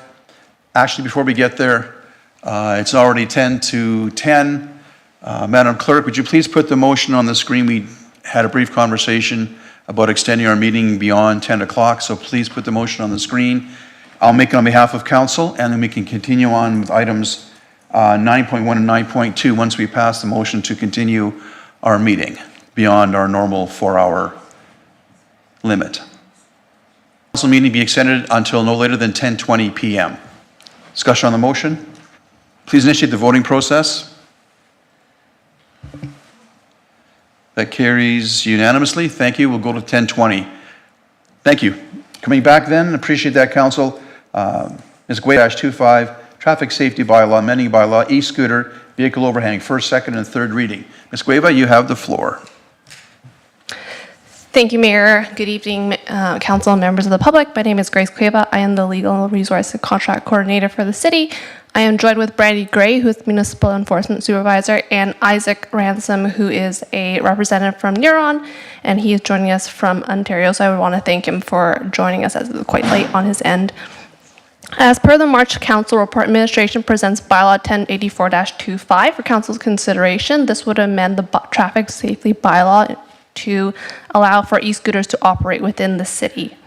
In preparation of the bylaw amendments, administration has conducted a regional analysis of regional municipalities that have an e-scooter program and has adopted similar proposed amendments today. E-scooters are provincially regulated devices, and under the Provincial Traffic Safety Act, e-scooters are not permitted on public property unless an exemption has been given by the province. Licenses are given directly to the vendor and not to the municipality, so personal e-scooters are not permitted, and the municipality cannot change that or regulate it per se. The municipality can, however, adopt additional rules through a municipal bylaw to create enforcement. Beaumont's e-scooter vendor Neuron has applied for and been granted a license to operate within Beaumont. In addition to the provincial obligations in the license, the city also requires Neuron to uphold its contractual obligations in the vendor operating framework, which you would have seen in the March Council report. Some of these provisions in the operating framework include establishing a geofence, establishing speed limits, rider education, data collection and sharing, collecting and maintaining e-scooters, and more. One of the specific requirements is for Neuron to maintain a 24/7 support line so that any concerns that residents may have will be directed to the vendor, and any e-scooters that are found in contravention and are reported to the vendor must then be remedied within 2 hours. The bylaw amendments will address the rider's behaviors and usage of the e-scooter specifically. So e-scooters will be permitted to operate on roads, sidewalks, and trails with limitations. E-scooters will not be permitted on unimproved trails, roads with speeds of 50 kilometers an hour or greater, or roads with a painted center line. That said, e-scooters will be permitted to cross via a crosswalk. E-scooters will also not be permitted in certain areas called no-go zones, such as playgrounds, rubberized surfaces of playgrounds, sports fields, Sperry parks, skate parks, school grounds, transit vehicles or terminals, any building or public facility, or on private property. Additionally, there will be slow zones in which speeds of the e-scooters will be automatically reduced to account for increased pedestrian activity or where additional safety and care are needed by the rider to be exercised. The city may at any time instate additional slow or no-go zones in future instances as deemed necessary. With respect to the behavior of riders, individuals must use all care and attention necessary when operating the device. Riders must yield to pedestrians, give an audible signal when passing a pedestrian, operate as near as practical to the right edge of the roadway, wear a helmet if under the age of 18, and operate the electric scooter without passengers. Violators of the bylaw may be subject to a fine, and repeat offenders may have their accounts suspended or deactivated by Neuron. In addition to the e-scooter amendments, administration brings forward several other proposed changes to the traffic safety bylaw that would be operational in nature or strengthen enforcement. These would be pertaining to vehicle overhangs, allowing parked vehicles to overhang onto a sidewalk if the overhang is less than 3 inches, or that it does not obstruct the flow of traffic. And other amendments would be related to inserting municipal enforcement mechanisms for the failure of a driver to obtain a road use agreement or to issue a municipal violation ticket for speed fines. That brings me to the end of my presentation. Administration recommends Council granting 3 readings to this bylaw, and should this bylaw be passed, Neuron will be launching their e-scooter program on June 12th, and riders will be able to begin riding. Thank you. Thank you, Ms. Gueva. Appreciate the presentation. Now I'll take clarifying questions from members of council. Councilman Newkirk, you have the floor, Stephen. Yeah, just a question for Director Melvin on this minor vehicle overhang amendment 3. What problem are we trying to solve? 3 inches, a foot, 2 inches here. It just sounds like we're gonna get into arguments about measurements here. So just tip in my hand, I think I'm gonna put a motion forward to remove this from here, but convince me otherwise. Yeah, through Mayor to Councillor Van Nieuwkerk. What we're trying to obtain here is a little leeway. We do have shorter driveways we have located in the city of Beaumont, which don't permit a full large size truck to fit without a slight overhang onto the sidewalk. So we're just trying to add some leeway in there to those residents that do have that battle. Again, not impeding the flow of traffic on the use of the sidewalk, but also not penalizing them every single day with a fine for parking in their own driveway. Got you. Okay. Yeah, for me on this one, guys, I've got a tape measure. I know when I buy my house how big my driveway is. I know when I buy my car or truck how long my car or truck is. And for me, I think there's some personal accountability that has to come forward on something like this. If we start talking about 3 inches here, 4 inches there, I think it's either on your driveway or it's off. So, I'll leave my comments at that, and I'll work with Ledge to put a amending motion to remove this. Thank you. Thank you, Councillor. I happen to agree with you on that one. Councillor Penrod, you're next, and then Councillor Nantalambous. Thanks, Mayor. Thank you for the report and the amendment coming forward. Just wanted to ask you a further question on the specific requirement for folks 18 and under to wear a helmet while on the e-scooters. You did a survey of other municipalities that are regulating these. Did we contemplate at all requiring helmets for people, just for everyone, all users?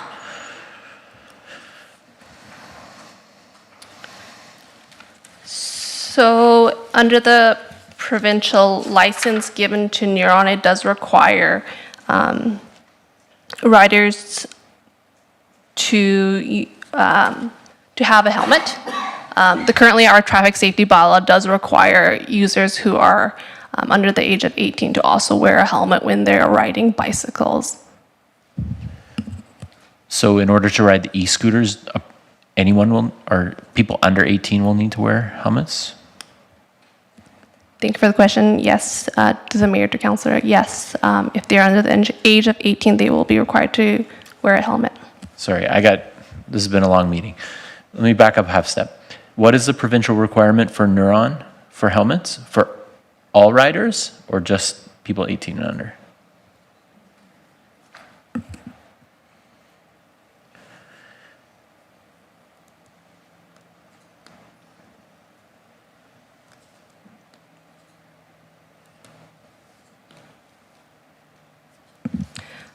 I apologize. Not under the license. This is actually under the vendor operating framework. So in our contract, we require that those who are under the age of 18 must wear a helmet. Okay, so just to the original question, did we contemplate requiring helmets, period, to use these?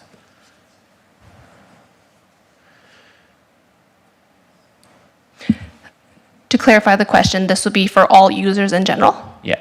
I see our representative from Neuron is also unmuted himself. Yes. I will direct this question to Isaac if you'd like to jump in, but from the regional analysis, most municipalities also require those under the age of 18 to have a helmet, but there is no general requirement for everyone to have a helmet. And that's just further to the question. That's in keeping with our regulation of other devices that people operate in the community on public lands. Thank you. Thank you, Councillor. Councillor Telebus, you have a question? Perfect, thank you. Councillor Van Newkirk may not have beat me in writing, but he beat me verbally. So I have the same concerns with the overhang, so I would put in that same amendment. Just in the sense, anyone who has ever hit their shins on a hitch sitting out on the sidewalk there, it's terrible. So I couldn't imagine a kid running into that. So to adjust it by a few inches, it just doesn't make sense to me either. So I'll support that amendment. Okay, any further questions on the balance of the bylaw before we entertain the amending motion from Councillor Van Newkirk on deleting Amendment 3 in the report to the bylaw? No further questions? Madam Clerk, is that motion close at hand for Councillor Van Newkirk? Okay, we'll just wait a second then. I guess while waiting for that, we have a gentleman, again, Isaac, thank you for joining us remotely from Ontario. Any further questions that we may require our visitor to answer, perhaps? I'm assuming none, we're okay? Okay. We'll wait for the, sorry, what? It's really late where he is. Yes. Bill, can you ask if you wanted to share? Oh, sure, yeah. The suggestion is, Isaac, do you want anything you want to mention to us? I guess anything you want to say to us? We have a moment here, we're doing the amendment here. Go ahead, if you have anything you want to add. Sure, I can just say first, thanks for having us join the meeting tonight. Appreciate the invitation. Secondly, we are very excited to launch in Beaumont. We will join a number of cities that we operate across Alberta, including other communities like Edmonton, Sylvan Lake, Lacombe, Blackfelds. So we're excited to add this to our growing list of cities in the province of Alberta. As noted, we do take helmet safety seriously. That's why every e-scooter does have a helmet attached to it.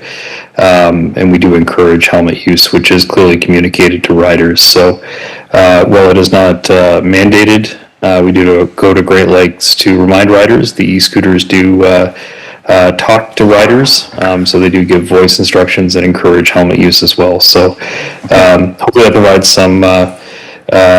some assurance that we do take helmet use seriously, even though it's not a requirement for those above the age of 18, and we do run a number of campaigns in that regard. So we tend to see a fairly good uptake in participating in our helmet program. Aside from that, we look forward to launching later in the week, and we'll be communicating with members of council with some further details. Great, thank you very much for those comments. The amendment's ready. Councilor Van Newkirk, would you please proceed to make your motion before we go to first reading on the bylaw, please? When you're ready, Steve. Yeah, just want to confer with admin on the bylaw part, the vehicle overhang, it says number 4 instead of number 3, but it is subset in. So it's section 3 of the amendment. Okay. And it would be section 4 in the bylaw. Perfect. Okay. Yeah. So this is good then. Thank you. Please make it. Yeah. I will move that bylaw 1084-25 be amended to remove the definition of minor overhang and to remove section 3 prior to considering first reading. Thank you. Thank you. Any need for comments? We're kind of running slow on time here. Any comments from anybody? Questions? Councillor Penrod. Thanks, Mayor. Not to belabor it, but I'll vote against it, so I just figure I better speak to it. The reason for voting against it is on the list of things that our municipal officers deal with. Vehicle overhang on sidewalk is way down the list as far as I can tell. However, they've come through the process of consulting on this bylaw amendment and asked for this to free themselves up to do more. I'm going to assume that that's to free themselves up to do more important work in the community. And so they've asked for it. I think when administration comes forward with these kind of requests, they've thought it through. Don't disagree with you on personal accountability, but people walking on the sidewalk can also be accountable for their shins. Thank you, Councillor. Appreciate the bringing it brought forward, but I agree with Councillor Van Nieuwkerk's logic on this amendment. So seeing no further discussion, I'll ask for please initiate the vote on this motion.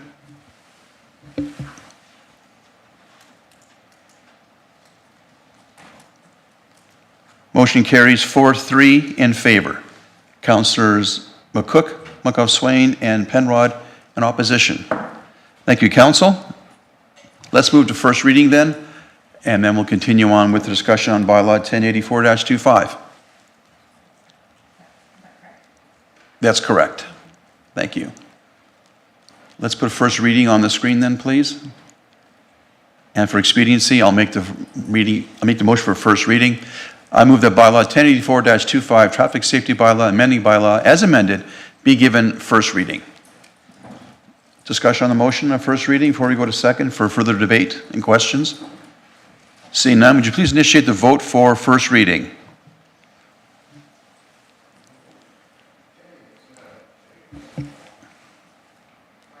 Motion carries unanimously in favor of first reading.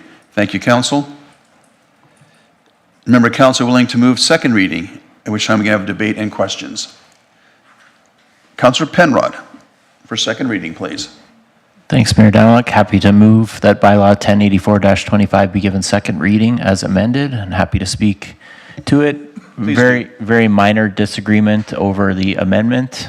Overall, easy amendment to bring, and especially because it's going to allow us to launch our e-scooter pilot on time.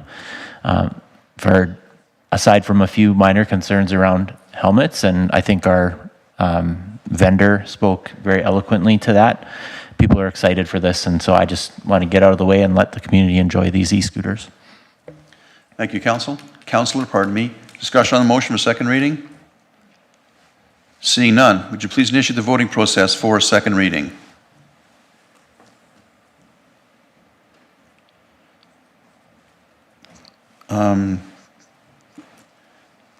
Okay, there it is.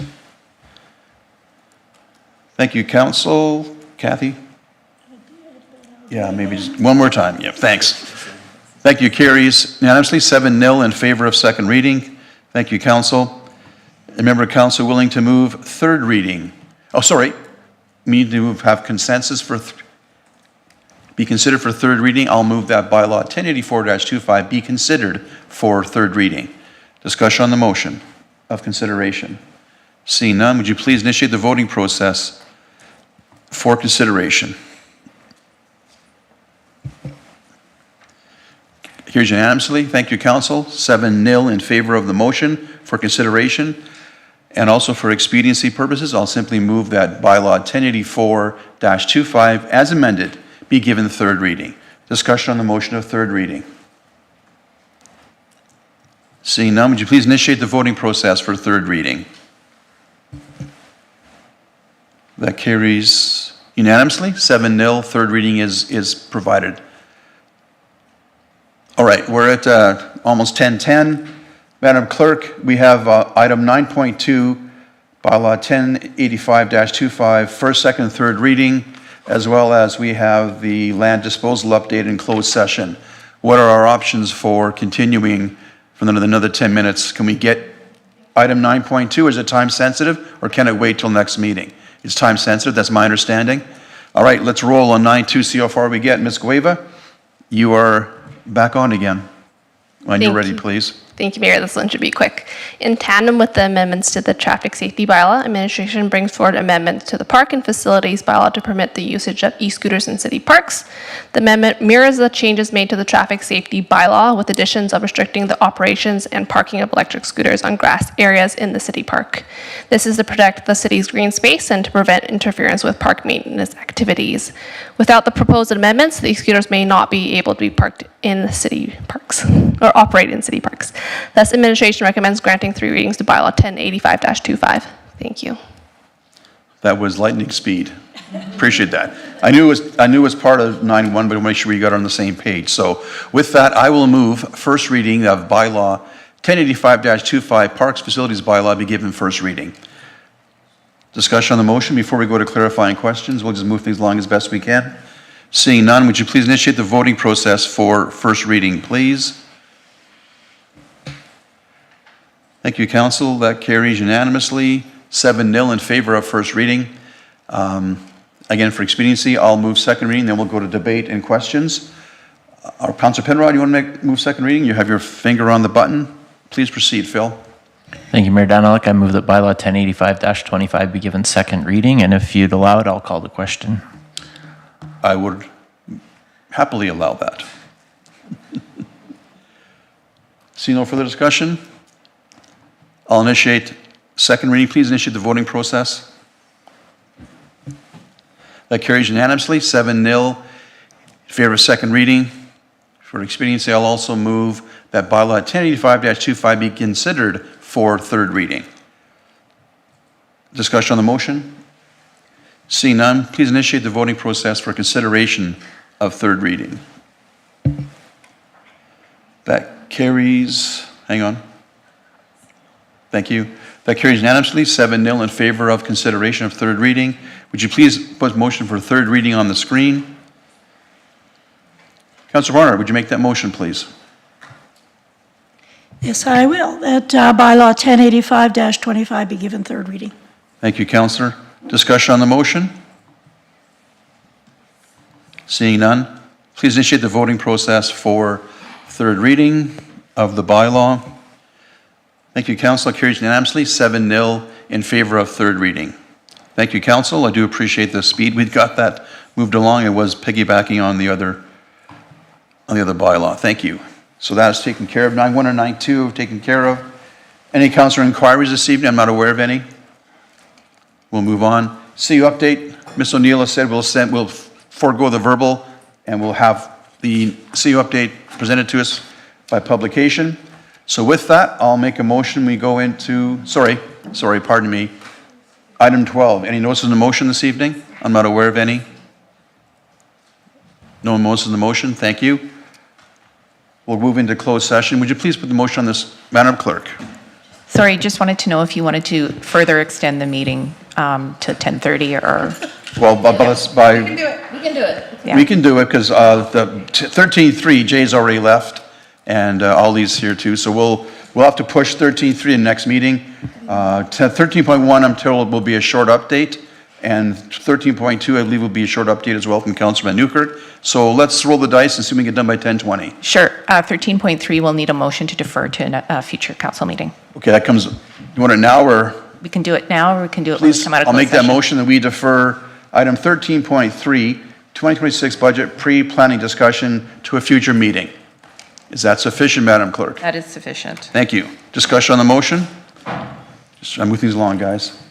Thank you. Please initiate the voting process on that motion to defer item 13.3 to a future meeting. That carries unanimously, 7-0 in favor. Thank you, Council. I appreciate that. I'm sure you guys do too.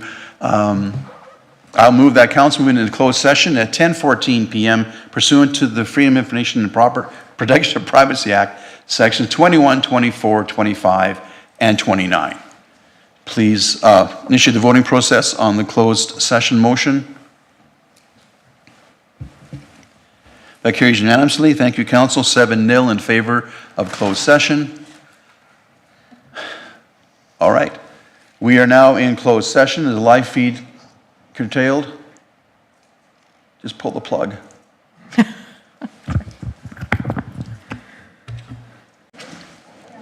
Okay, we're live back after a closed session. No further business arising from the closed session, no motions. So we are adjourned at 10:20. Thank you for attending and enjoy the balance of your night, which is